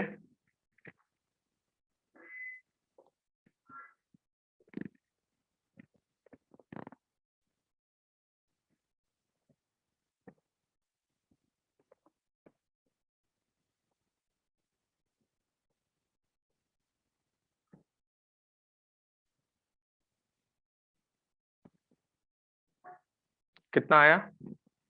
5/9 आ रहा है सर। नहीं, पूरा सॉल्व करके पॉइंट पॉइंट में बता दो, डेसिमल के 2-3 प्लेस तक। 0.055 0.055 ओम। ओके, तो आपका पैरेलल कॉम्बिनेशन का आंसर क्या हुआ? 20 plus minus 0.055 ohm. This is the answer of parallel. अब आप सोच रहे होगे कि सर ये मतलब हमसे कहाँ गलती हो जाती, ऐसे डिफरेंशिएशन हम भी कर सकते हैं इजी वे में। तो ये इंपॉर्टेंट चीज ध्यान रखना जो मैं बता रहा हूँ। क्या होता है, आप लोग क्या करोगे, क्योंकि अब आप लोग एक्सपर्ट हो चुके हो डिफरेंशिएशन के, तो आप लोग यहाँ पर ये करते हैं, जैसे आपको पता है कि RP equal to what, R1 R2 upon R1 plus R2। ऐसा नहीं है कि उससे आंसर नहीं आएगा, आंसर उससे भी आएगा, बट गलती कहाँ होगी वो मैं बताता हूँ। तो इसको हम लोग ऐसे लिखते हैं, RP power 1 R1 plus R2 power 1 R1 power -1 R2 power -1 equals to 1। अब आप लोग क्या करोगे पता है, x power a y power b z power c, ये फॉर्मेट लगा के डिफरेंशिएट करोगे लॉग लेकर। ठीक है, तो कोई दिक्कत नहीं है मुझे इसमें, आप लॉग लेके डिफरेंशिएट करें। कितना आएगा? D R P upon R P plus d R1 plus R2 upon R1 plus R2, यही होता है ना लॉग लेके डिफरेंशिएट करना, minus d R1 upon R1 minus d R2 upon R2 equal to 0। यहां तक सब कुछ सही चल रहा है, अभी कोई घबराने की जरूरत नहीं है। D R P upon R P that is equals to d R1 upon R1 minus plus d R2 upon R2, और ये माइनस जाएगा इधर। डी R1 प्लस R2 को मैं ऐसे लिख सकता हूँ, D R1 plus d R2 upon R1 plus R2। अभी तक कोई दिक्कत नहीं है। अब पता है जो एक आदत पड़ी हुई है ना मैक्सिमाइज करने की, तो आप लोग को पता है हर जगह प्लस आ जाता है, तो आप लोग क्या करोगे, इसको मैक्सिमाइज करके यहाँ लगा दोगे प्लस, और वहीं से क्वेश्चन हो जाएगा खराब। क्यों? उसके पीछे रीजन है, पता है। आप यहाँ पे प्लस नहीं लगा सकते बीच में, अभी मैं इसको मैक्सिमाइज अभी नहीं करूंगा। पता है क्यों? अगर आप ये कहते हो कि DR1 में प्लस की गलती हुई है, और आप कह रहे हो कि यहाँ DR1 में माइनस की गलती हो गई, तब आप इसको यहाँ प्लस लगा दे रहे हो, तो क्या ये संभव है एक ही रीडिंग में आप डबल डबल एरर कर रहे हो? एक बार मुझे रिप्लाई चाहिए इस बात पे, कितने लोग समझ पाए कि मैं क्या बोल रहा हूँ। नहीं सर, वहाँ प्लस रहेगा तो यहाँ भी प्लस रहेगा। हाँ, यहाँ प्लस रहेगा तो यहाँ भी प्लस की ही एरर रहेगी। इधर माइनस का एरर करके यहाँ प्लस कैसे बना सकते हो? यहाँ प्लस आप ऐसे ही तो बना रहे हो कि सर यहाँ मैंने प्लस बना दिया, यहाँ माइनस बना दिया, और मिलके दोनों बड़े हो गए, लेकिन ये तो गलत बात है। R1 में एक ही तरीके की डबल एरर, मतलब at a time double error, positive भी नेगेटिव भी, तो ये कहना गलत होगा। तो जब आप इस क्वेश्चन को सॉल्व करें तो आप ऐसे सॉल्व करें, पहले DR1 कॉमन लें, और वो बनेगा 1/R1 minus 1/R1 plus R2 plus DR2 into 1/R2 minus 1/R1 plus R2। समझ रहे हो? अब क्या होगा, अब आप यहाँ पे इसका कैलकुलेशन कर सकते हैं। कैसे?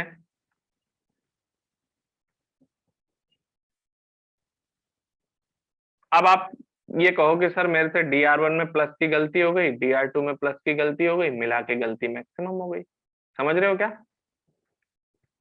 तो ये बीच वाले माइनस आप डिस्टर्ब नहीं कर सकते, ये बीच वाले माइनस आप डिस्टर्ब नहीं कर सकते। समझ में आई बात? अच्छा, यहाँ एक और बात सुनो बहुत ध्यान से। मैं है ना dr1 में प्लस की गलती कर रहा हूँ और dr2 में प्लस की गलती कर रहा हूँ। पहले मैंने ये चेक कर लिया है कि इनके मल्टीप्लायर पॉजिटिव है। मान लो इनके मल्टीप्लायर एक पॉजिटिव होता है एक नेगेटिव होता, तो फिर मैं उल्टा करता इसको। मैं कहता कि dr1 में तो गलती कर लो प्लस की और dr2 में गलती कर लो माइनस की, अगर मान लो ये मल्टीप्लायर नेगेटिव होता। लेकिन ये दोनों मल्टीप्लायर पॉजिटिव है क्या?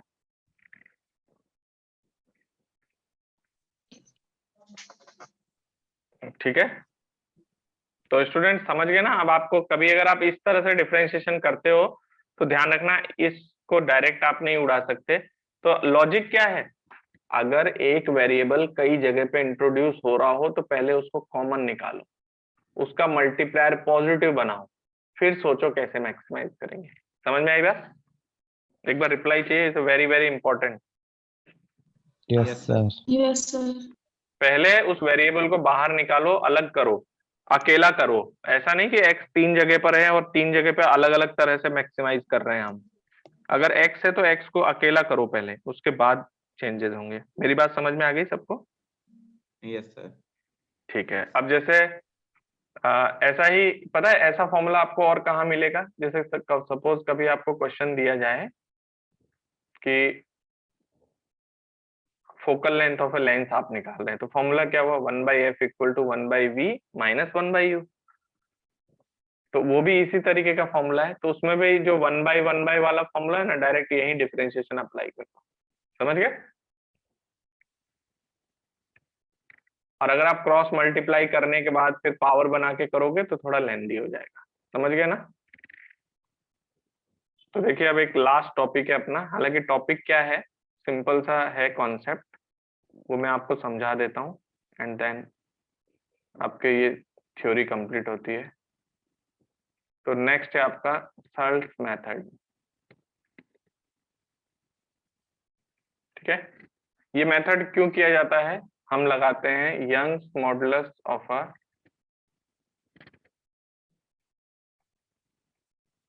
Young's modulus of a metal is estimated. मतलब जैसे एक मटेरियल है, मेटल हो चाहे कुछ भी हो, उसका आपको क्या करना है? Young's modulus. तो आप सर्ल्स मेथड यूज करते हैं। ठीक है, तो देखो इसमें है कुछ भी नहीं, एक फॉर्मूला है जो आपका इलास्टिसिटी से आएगा। और दूसरा एरर कैसे देखते हैं उसके लिए, तो जो क्वेश्चंस में जैसी जैसी क्वांटिटीज मेजर्ड होंगी उसको आपको यूज करना पड़ेगा। तो जैसे पहले मैं आपको बताता हूँ, आपके पास एक मेटल है, उसका आपको 2 रॉड बनाने हैं आइडेंटिकल। तो जैसे एक रॉड आपने बना लिया और एक और आपने रॉड बना लिया, 2 रॉड बना लिए, बिल्कुल आइडेंटिकल होने चाहिए, बिल्कुल भी दोनों में कोई भी फर्क नहीं होना चाहिए। ठीक है, दोनों को ऊपर से लटका दो, दोनों की लेंथ L है, L जो है उनका नेचुरल लेंथ है। ठीक है, इन दोनों रॉड्स का जो कैपिटल D है दैट इज डायमीटर। हो सकता है क्वेश्चन आपसे कहे कि इस रॉड का डायमीटर नापने के लिए हम स्क्रू गेज यूज कर रहे हैं, तो स्क्रू गेज की रीडिंग्स आपको देने लग जाए। ठीक है, L इसकी नेचुरल लेंथ है। और इन दोनों को हमने क्या किया, यहां पर देखिए इस तरह से एक स्केल लगाकर, यहाँ पर एक स्केल लगाया हुआ है। और भी तरीके होते हैं, मैं आपको उनमें से एक तरीका बता रहा हूँ। एक हमने यहाँ स्केल लगा दिया ऐसे, इस तरह से। ओके, और इन दोनों को बराबर वेट, ये ध्यान रखना दोनों तरफ एकदम सेम है, आइडेंटिकल सिचुएशन है, दोनों स्केल बराबर वेट के लगाने हैं आपको। ठीक है, इसके बाद आप यहाँ पर एक W और एक W बराबर वेट हैंग करेंगे। तो पहले एक बार मुझे रिप्लाई कर दो, क्या आपको ये बात समझ में आती है कि दोनों रॉड में एक्सटेंशन बराबर होगा, क्योंकि दोनों में मैंने W लगाया है। ठीक है, Yes, sir. अब पता है क्या होगा, अब कुछ भी नहीं करना है आपको। अभी तक इस रॉड में ऑलरेडी कुछ एक्सटेंशन है मान लीजिए, ठीक है। तो मान लो वो एक्सटेंशन कुछ एक्स अमाउंट का है। तो अभी आपको पता है हुक्स लॉ वैलिड है, stress equals to Young's modulus into strain. अब क्या होगा, अब आप क्या करें, दोनों में से किसी एक पर, जैसे मान लो आपने इधर राइट वाले में एक एक्स्ट्रा वेट रखा, आपने कहा कि सर मैंने इसमें एक एक्स्ट्रा वेट रखा m, तो m is the extra weight. तो मुझे बताओ एक्स्ट्रा वेट रखने से इसमें एक एक्स्ट्रा एक्सटेंशन आएगा क्या लेफ्ट वाले के रेस्पेक्ट में? तो हम कह रहे हैं कि L इज द एक्सटेंशन, ध्यान रखना, extension due to extra weight. समझ गए? जो आपने एक्स्ट्रा वेट रखा है उसकी वजह से एक्सटेंशन L बोल रहे हैं, ऑलरेडी इसमें कुछ एक्सटेंशन था। ओके, तो एक बात बताइए, इस एक्सटेंशन को मेजर करने के लिए हमने क्या किया पता है?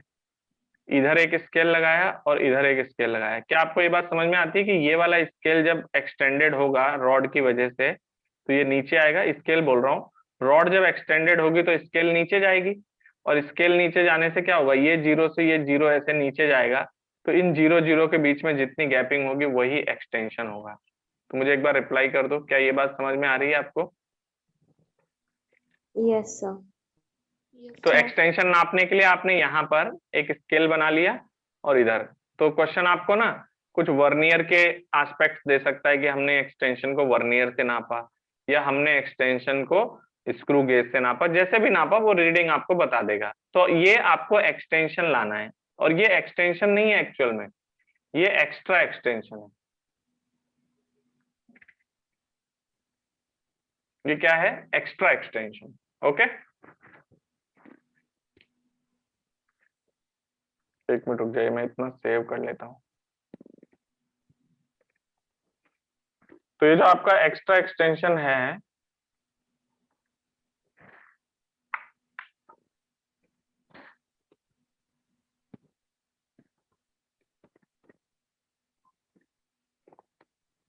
सुन रहे हो ना आप लोग मेरी बात? Yes, sir.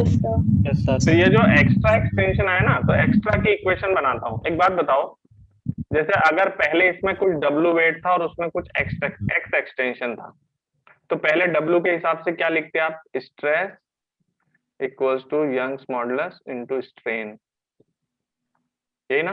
तो स्ट्रेस कितना लिखते हैं आप? मान लीजिए W बाय इसका क्रॉस सेक्शन एरिया बराबर Y इंटू, इसमें ऑलरेडी कितना एक्सटेंशन था? X by L। अब मुझे बताइए, अब आपने इसमें क्या डिप कर, क्या और लगा दिया है एक्स्ट्रा? Okay.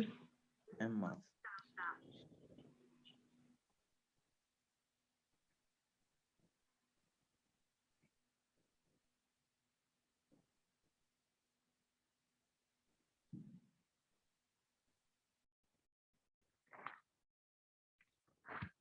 तो देखिए जो एक्स्ट्रा वेट आया, एक्स्ट्रा कितना लगाया आपने? M। तो अब आप क्या लिखोगे? W में कितना जोड़ दिया? mg। तो अब स्ट्रेस कितना हुआ? W plus mg by A equals to y into x में कितना एक्स्ट्रा एक्सटेंशन आया? L का। तो क्या ये दो इक्वेशन आपको समझ में आ रही है कि पहले W के साथ कितना एक्सटेंशन था और एक्स्ट्रा वेट के साथ कितना हुआ? तो इन दोनों को ना माइनस कर दो, सब्ट्रैक्ट कर दो। देखो इन दोनों को सब्ट्रैक्ट करने से एक बहुत इजी सा इक्वेशन बन जाएगा कि एक्स्ट्रा वेट की वजह से स्ट्रेस बराबर Young's modulus into extra extension. क्या ये बात आपको समझ आती है कि अगर मैं डेल्टा स्ट्रेस कर दूं तो that would be y into delta strain हो जाएगा। तो अगर हम कुछ एक्स्ट्रा वेट रख रहे हैं तो हम डायरेक्ट एक्स्ट्रा वेट के हिसाब से एक्स्ट्रा एक्सटेंशन कैलकुलेट कर रहे हैं। यस और नो? Yes, sir. ओके, अब मुझे बताइए, मुझे यंग्स मॉडुलस निकालना है। वो फॉर्मूला क्या बना यंग्स मॉडुलस का? mg capital L upon area. Area जो है वो मैंने लिख दिया डायमीटर के हिसाब से पाई d square by 4 into L। तो आपका यंग्स मॉडुलस का फॉर्मूला क्या आता है? That is 4mg capital L upon pi d square small l। Okay, अब वैसे इसके बाद मुझे कुछ नहीं बताना चाहिए, इसके बाद कहानी आपकी है। कैसे? जैसे आपको यंग्स मॉडुलस बताना है तो क्वेश्चन आपको बहुत सारे डेटा देगा यंग्स मॉडुलस के लिए, एक्स्ट्रा वेट बताएगा, जी बताएगा, एल बताएगा, कैपिटल डी बताएगा, स्मॉल एल बताएगा, तब जाके आप वाई निकालोगे। यस और नो? Yes sir. तो ये सारी क्वांटिटीज आपको क्वेश्चन प्रोवाइड करेगा, फिर आप निकालेंगे। अब जब आपसे y में एरर निकालने की बात आएगी तो फिर आप क्या ढूंढेंगे पता है कि क्या मेरा m जो है वो मेजर्ड क्वांटिटी है, क्या मेरा g मेजर्ड क्वांटिटी है, क्या l मेजर्ड क्वांटिटी है, क्या d मेजर्ड क्वांटिटी है, क्या स्मॉल l मेजर्ड क्वांटिटी है। तो जो भी मेजर्ड क्वांटिटी होंगे उन सब में एरर होगा और जो मेजर्ड क्वांटिटी नहीं होंगे उनमें एरर नहीं होगा। तो एक बात बताओ, इन सबको लेफ्ट में आप ला सकते हो कैसे? y d power 2 l power 1 m power -1 g power -1 l power -1 equals to 4/पाई। कुछ समझ गए मैं क्या बोलना चाह रहा हूं? अब इनमें से जो जो क्वांटिटीज मेजर्ड हैं उन सब के लिए आप डिफरेंशिएशन वाले मेथड में लगाएं, और जो मेजर्ड नहीं है उन सबको एरर एनालिसिस में उनका डेल्टा 0 होगा। यस और नो? Yes sir. तो Yes, जैसे sir. ज्यादातर मैं आपको बताता हूँ, डायमीटर और लेंथ मेजर करवा के बाकी सब कांस्टेंट करवा देगा, कि एक तो एक्सटेंशन मेजर कर देगा और एक डायमीटर मेजर कर देगा। तो अब आपका इक्वेशन क्या बनेगा? ये कि y में ये चीजें वेरिएबल है, बाकी राइट हैंड साइड में जो है सब कांस्टेंट है। तो आप डिफरेंशिएट कर दो dy/y two dd/d plus dl/l that is equal to 0। तो जो भी मेजर्ड क्वांटिटी होंगी उसके करस्पॉन्डिंग आप चेंजेस करते जाएंगे। इतनी बात समझ में आई? तो अब मैं आपको सर्ल्स मेथड में एरर नहीं सिखा रहा हूं, मैं आपको सर्ल्स मेथड में सिखा रहा हूं कि y का एक्सप्रेशन क्या है, इसमें जो भी क्वांटिटीज मेजर्ड हो उनमें मेजर्ड का रूल लगा देना। बात समझ गए? Yes sir. Any doubt? वैसे ज्यादातर डायमीटर और एक्सटेंशन दिया जाता है। और एक इंटरेस्टिंग बात ये ध्यान रखना, जैसे ये एक्सटेंशन है ना, ये एक्सटेंशन, तो mg की वजह से ये वाला एक्सटेंशन आया है। समझ गए? अब मैं आपको एक पॉइंट बताता हूं, जेई में एक क्वेश्चन आया था, पता है कैसा? उन्होंने क्या किया, एक्स्ट्रा के बाद भी एक m1 एक्स्ट्रा रख दिया। तो उन्होंने कहा कि पहले एक्सटेंशन जब हमने m1 रखा था तो l1 था, और m2 एक्स्ट्रा रखने पे l2 आया। तो m2 की वजह से कितना एक्सटेंशन है? क्या वो l2 माइनस l1 है? Yes sir. Yes, sir. बोलो, है ना? अब ये क्वेश्चन की लैंग्वेज है, मतलब ये सब मुझे अब नहीं बताना चाहिए, मेरा काम था सर्ल्स मेथड बता देना कि एक्स्ट्रा वेट के साथ एक्स्ट्रा एक्सटेंशन रिलेट होता है। अब इसमें कौन सी मेजर्ड क्वांटिटी है कौन सी नहीं है वो क्वेश्चन आपको बताता है, वैसे हम कैलकुलेशन करते हैं। बस एक बात ध्यान रखना, जैसे अभी हमने एक्स्ट्रा वेट रख के एक्स्ट्रा एक्सटेंशन मेजर कर लिया। अब मान लो क्वेश्चन आपसे ये बोलता, पहले मैंने 10 किलोग्राम रख के L1 निकाला, अब मैंने 50 किलोग्राम डाल के L2 निकाला, तो क्या आपको लगता है जो L1 और L2 का जो डिफरेंस है वो 50 किलोग्राम की वजह से है? तो ये जो आप स्मॉल एल देख रहे हैं, ये स्मॉल एल उसकी वजह से होगा। एक्स्ट्रा जो आपने वेट रखा है एक्स्ट्रा के करस्पॉन्डिंग, तो वो स्मॉल एल कितना आ जाएगा? पहले आपने कहा कि L1 निकाला 10 किलोग्राम रख के, फिर L2 निकाला 50 किलोग्राम रख के, तो एक्स्ट्रा रख के जो 50 रखा है आपने, तो 50 की वजह से जो एक्स्ट्रा वैल्यू है वो है L2 माइनस L1। समझ गए? तो आपका Yes, जो sir. L होगा वो L2 माइनस L1 हो जाएगा बेसिकली, और यहाँ M कौन आएगा फिर उस केस में? 50। M2। समझ गए? और अगर रटना नहीं है ना तो ऐसे करना, जैसे मैंने इक्वेशन लिखा है, रटो मत, ऊपर वाला पार्ट एक बार एक्सटेंशन लिखो, दोबारा लिखो, फिर माइनस करो, अपने आप पता चल जाएगा कौन सी क्वांटिटी वहां आने वाली है। समझ में आई बात? Yes sir. तो ये आपका सर्ल्स मेथड है। अब इसमें एक इंपॉर्टेंट पॉइंट है, जैसे कभी कभी हम लोग आपको, जैसे वर्नियर कैलिपर से हम रीडिंग नाप रहे हैं, तो आपको पता है ना कि जो हम चेक करते हैं वो मोस्ट लाइकली मैच चेक करते हैं, उसमें भी कुछ ना कुछ एरर हो सकता है। ठीक है? तो कभी कभी क्वेश्चन अगर आपको ये बोल देना कि एग्जैक्टली मैच, तो अगर कभी एग्जैक्टली शब्द यूज हो जाए तो समझ लेना कि उस रीडिंग में एरर नहीं। बात समझ गए मेरी? Yes sir.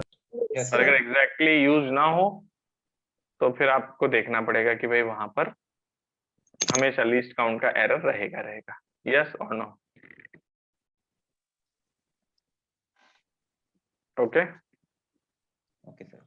और अच्छा, मैंने आपको एक पॉइंट बोला होगा कि अगर हम ओपन आई से एरर को एनालाइज कर पाते हैं तो कभी कभी वो एरर जो है हाफ भी हो सकती है, 1/4 भी हो सकती है। समझ गए क्या? बट वैसे हमारे पास जितने क्वेश्चन आते हैं उन सब में मैक्सिमम जो है वो एरर हमारी कितनी रहती है, वो लीस्ट काउंट के बराबर ही रहती है। ओके, तो ये आपका एरर की थ्योरी कंप्लीट होती है स्टूडेंट्स। Okay, yes sir. अब मैं आपको एक बात बता दूं, एरर का क्वेश्चन कहीं भी जा सकता है। जैसे मान लो मैंने आपसे कहा रेजोनेंस ट्यूब है, आपने पहला क्या कहते हैं रेजोनेंस मेजर किया L1 पर, फिर दूसरा रेजोनेंस मेजर किया L2 पर, तो बताइए स्पीड ऑफ साउंड कितना आएगा? तो आप समझ गए, एरर की थ्योरी तो वही है कि आपको जो भी मेजर्ड क्वांटिटीज हैं उसके हिसाब से आपको क्या करना पड़ता है, मैक्सिमाइज करना पड़ता है। यस और नो? Yes sir. ओके, तो कुछ नहीं है, सिंपल से डिफरेंशिएशन करने हैं। तो पहले मैं आपको बता दूं आप नेक्स्ट क्लास में क्या क्या होमवर्क करके लाएंगे, और अभी मैं डिस्कस कर दे रहा हूं आपका जो मॉडर्न के 14 क्वेश्चन है ना। लो पहले मॉडर्न डिस्कस कर लेते हैं, मॉडर्न के लास्ट 14 क्वेश्चन। एक्सक्यूज ओके, मी सर। हाँ सर आपने बोला कि एग्जैक्टली बोला होगा तो हम लोग एरर जीरो एरर मानेंगे। नहीं, हाँ जीरो मानेंगे। तो मतलब उसमें लीस्ट काउंट वो होगा पर्सन क्या होगा बेटा? लीस्ट काउंट दे रखा होगा उस इंस्ट्रूमेंट का या फिर हाँ, जो भी होगा। लीस्ट काउंट, जैसे लीस्ट काउंट होता भी है ना, आप ये बात तो इतने दिनों में समझ गए होगे कि चाहे कितना भी लीस्ट काउंट हो, चाहे कुछ भी हो, कोई भी रीडिंग एग्जैक्ट तो हो ही नहीं सकती। समझ आई यस बात? सर। Yes sir. लेकिन एग्जैक्ट नहीं है तो हाँ, तो क्वेश्चन अगर आपको बोल रहा है कि टेक इट एज एग्जैक्ट, तो वो आपको इंफॉर्मेशन देना चाह रहा है कि भाई इसमें एरर मत मानना। समझ गए क्या? Okay sir. ओके। हालांकि प्रैक्टिकल लेवल पर ऐसा नहीं होगा, यस सर। लेकिन क्वेश्चन पूछते वक्त अगर किसी ने किसी रीडिंग के सामने बोल दिया कि ये एग्जैक्ट रीडिंग है, तो फिर आप उसको एग्जैक्ट माने। Okay, yes sir. ठीक है। अब हम लोग मॉडर्न 2 के 14 क्वेश्चन डिस्कस कर लेते हैं, फिर नेक्स्ट क्लास में आपका एरर का डिस्कशन कंप्लीट होगा। ये याद रखना, और क्लास नहीं आ पाएगी। अगर कुछ बच जाता है तो हम कोशिश कर लेंगे आगे कोई एक आध क्लास लेने की, बट आप मान के चलो कि क्लास नहीं आ पाएगी। तो पहले मॉडर्न का डिस्कशन कर लेते हैं। मॉडर्न में एक्सरसाइज 2, मैंने बहुत टाइम दे दिया आपको मॉडर्न के लिए। तो हम लोग कहाँ तक आ चुके हैं? 15 तक ना। आगे सिंपल क्वेश्चन से, कोई टफ नहीं है। Okay, modern exercise 4 level 2, question number 15 हो चुका है। क्वेश्चन नंबर 16, 17, सर 17 में थोड़ा डाउट है। उन्होंने 17 दिया में है क्या कि डाउट है? सर हाँ क्वेश्चन में देखो, भी, हाँ मैं क्वेश्चन बताता में हूँ, एक मिनट सुन लो। जैसे आपका सिंपल क्यू वैल्यू है कितना, 0.8 इंटू 10⁻6, ठीक है। तो अगर मान लीजिए कि अगर हम एंटी न्यूट्रिनो का मास कंसिडर करें, तो आपको पता है प्रोडक्ट में उसका mc² आएगा, तो क्यू वैल्यू रिएक्शन की कम हो जाएगी क्या? Yes sir. तो क्यू वैल्यू थोड़ी कम हो जाएगी, तो हमारा जो के ऑफ बीटा होगा वो 0 से क्यू तक होना चाहिए, लेकिन क्यू की वैल्यू 8 होगी या उससे कम होगी? थोड़ा सा कम होगी। थोड़ा सा कम होगा, इसीलिए इसमें आंसर डी आ रहा है। दिख रहा है आपको? 0 से लेके लेस देन आ रहा है, इक्वल टू नहीं लगा रहे हैं हम, क्योंकि क्यू वैल्यू थोड़ी सी कम हो गई है। समझ में आई बात? लेकिन सर ऐसा क्वेश्चन में लिख रखा है कि maximum kinetic energy of the electron is, मतलब उसने बोला तो ना, हमने कहाँ बोला मैक्सिमम काइनेटिक एनर्जी? रेंज पूछा है उसने। नीचे से सेकंड लाइन। नहीं, नीचे से अरे सेकंड लाइन है। क्वेश्चन नहीं, आप एक मिनट सुन तो लो। आपको पैराग्राफ में पता है ना नीचे कि, से। एक मिनट में समझ गया आप क्या कह रहे हैं। आप ये समझते हो ना कि हमने आपको बताया था कि 0 से क्यू तक बीटा माइनस की भी काइनेटिक एनर्जी उतनी ही होती है और एंटी न्यूट्रिनो की भी उतनी ही होती है। तो उसने जो सेकंड लाइन में आपको बताया ना कि maximum kinetic energy of electron इतना है, तो उससे हमें क्या पता चल गया? Q value, yes sir. है ना। और क्यू वैल्यू पता चल गया। अब इस बार वो बोल रहा है कि पहले हमने क्या नहीं माना था, पहले हमने एंटी न्यूट्रिनो का मास नहीं माना था। अब वो कह रहा है थोड़ा सा ले लो, तो हमने कहा ठीक है, एंटी न्यूट्रिनो हमारा प्रोडक्ट में है, तो mass of reactant minus mass of product into c²। Okay, तो इस वजह ओके से सर। प्रोडक्ट में वो यस सर। माइनस होगा, तो पुराने क्यू वैल्यू से न्यू क्यू वैल्यू थोड़ी कम हो जाएगी, इसलिए हम यहाँ इक्वल टू लगा सकते हैं, 8 में से थोड़ा माइनस कर दो, 0.8 इंटू 10⁶ में से 3 माइनस कर दीजिए तो आपका इक्वल टू लगेगा, तो इसलिए 0.8 के साथ लेस देन लग रहा है, समझ गए? Yes sir. Next question number 18, 19, 20, simple है, सिर्फ कैलकुलेशन करना है बेटा। 20 में कैलकुलेशन मतलब mass of reactant minus product करते जाइए और c² से मल्टीप्लाई करते जाइए, अगर Q पॉजिटिव है तो ठीक है, अदरवाइज रिएक्शन फिजिबल नहीं है। Question number 21, 22, 22 sir. 23, 22 बताना है। देखिए क्वेश्चन नंबर 22 क्या कह रहा है आपको,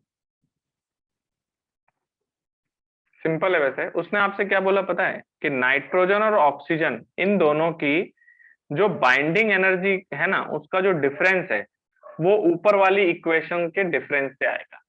तो एक बात बताओ, पहले आप ये मुझे बता सकते हो, नाइट्रोजन और जो आपका क्या कहते हैं ऑक्सीजन है, इसकी बाइंडिंग एनर्जी के लिए सारे वैल्यूज दिए हुए हैं आपको। हाइड्रोजन का दिया है, मतलब प्रोटॉन का दिया है, न्यूट्रॉन का दिया है, ऑक्सीजन का दिया है। क्लियर? ओके। अच्छा बेटा, ये जो दूसरे नंबर पर वैल्यू है ना, न्यूट्रॉन, प्रोटॉन और उसके बाद नाइट्रोजन और ऑक्सीजन, तो आप बाइंडिंग एनर्जी सभी की निकाल सकते हो। कैसे? बाइंडिंग एनर्जी ऑफ आपका नाइट्रोजन कितना, 7 mp plus 7 mn minus m of nitrogen nucleus into c²। Binding energy of oxygen है ना 8 mp plus 8 mn minus mass of oxygen nucleus into c²। तो इन दोनों का डिफरेंस निकालना है आपको। ओके, तो आप इन दोनों को माइनस कर लें पहले तो इनसे आप डेल्टा बीई निकाल लो कितना है। अच्छा, वो कह रहा है कि ये जो डेल्टा बीई है ना, वो ऊपर लिखी हुई इक्वेशन से आएगा। तो बताओ पहले वाले के लिए क्या लिखूं? नाइट्रोजन के लिए E1, नाइट्रोजन का Z कितना है 7, तो 3/5 into Z minus 1, 7 into 7 minus 1 upon 4πε0 into R। Okay, into क्या है साथ में E²। तो ये किसके लिए आपने लिखा? नाइट्रोजन। दूसरा आप क्या लिखें? 3/5 into 8 into 8 minus 1 upon 4πε0 R into E²। इन दोनों का डिफरेंस, इसमें से नीचे वाला ज्यादा है ऊपर वाला कम है, इन दोनों का डिफरेंस और इन दोनों का डिफरेंस बराबर कर देना है। स्मॉल ई आप जानते हो, सिर्फ कैपिटल आर अननोन है, और इधर आपका बाइंडिंग एनर्जी में सारी वैल्यूज गिवन है। समझ में आ गया? क्वेश्चन बहुत सिंपल है, सिर्फ कैलकुलेटिव है। जैसा बोल रहा है वैसा कर दो, हमारे पास ऐसा कोई लॉजिक नहीं है, जैसा क्वेश्चन बोल रहा है वैसा कर रहे हैं। Okay okay sir. Question number 23, 24, 24, 25, 25 तो बेटा ब्लड वाले क्वेश्चन तो खूब करते हो आप लोग। 25 में डाउट है? बता दो। हाँ सर। देखिए 25 देखिए,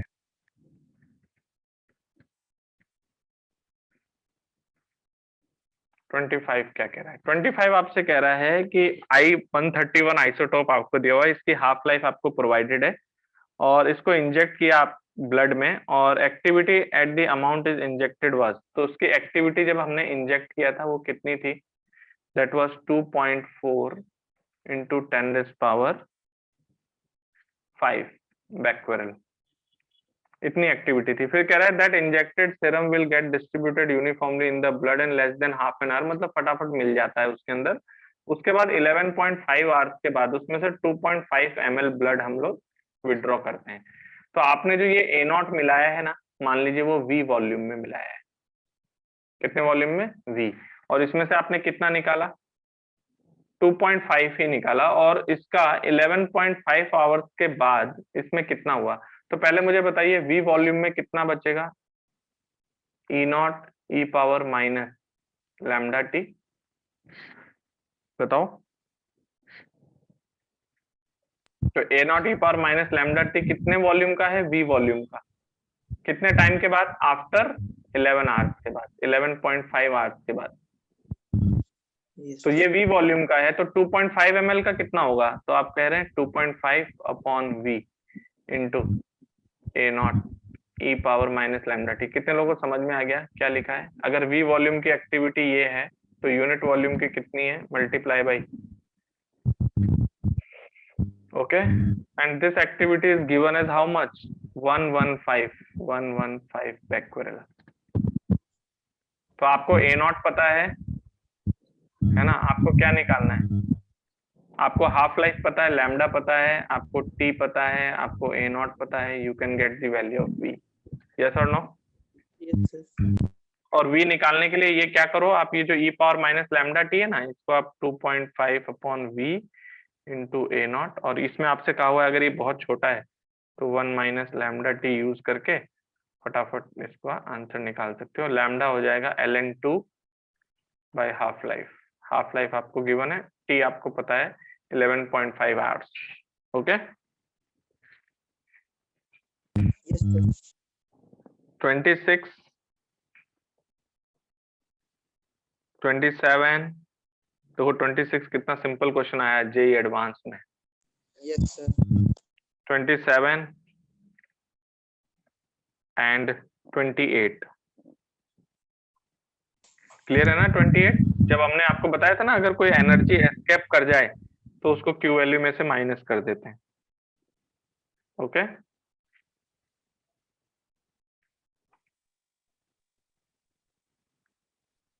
चलिए, तो आपका 1 मिनट में यहाँ लिख देता हूँ, नेक्स्ट क्लास का होमवर्क क्या रहेगा। नेक्स्ट क्लास में आप क्या क्या करके लाना, एरर्स का, वो आपका एरर्स का एक्सरसाइज 1 करना है आपको पूरा, एक्सरसाइज 2 लेवल 1 करना है, लेवल 2 में 1-2 क्वेश्चन ही है, आप चाहो तो कर लेना, चाहो तो मत करना। एक्सरसाइज 2 लेवल 2 करना है आपको, एक्सरसाइज 4 लेवल 1 करना है, एंड एक्सरसाइज 4 लेवल 2 करना है कंप्लीट, ओके। इतना कर लोगे। इनमें से मैंने 50% क्वेश्चंस आपको पहले ही दे दिए थे जो हमारे आज डिस्कस होने थे, समझ गए? तो अब इसमें 50% बचे हुए हैं, वो आप कर लेना। ये आपका नेक्स्ट क्लास है, याद रखना next class will be the last class, okay. आज ही क्या कहते हैं क्लास हट गई थी, ओके। एवरीवन क्लियर है? एक बार मुझे रिप्लाई कर दो चैट बॉक्स में ताकि हम लोग क्लास ओवर कर सकें। Yes sir. सर पीडीएफ भेज देंगे ना? हाँ, पीडीएफ आ जाएगा आपके पास, ओके। नेक्स्ट क्लास कब होगी? नेक्स्ट क्लास वेडनेसडे को होगी। तो इसमें जो होमवर्क मैंने दिए ना, आधे होमवर्क आपको मैं दे चुका हूँ ऑलरेडी, और आधे मैंने और ऐड किए हैं। तो 1-2 दिन आज कल आप पूरा फिजिक्स में लगा दो, ओके। ठीक है ना? तो आपके पास अनाउंसमेंट आ जाएगी, मतलब जो भी क्लास होगी वो लास्ट होगी class, okay. Okay sir. That will be for discussion, theory अपनी कंप्लीट है, okay. Thank you. Thank you sir.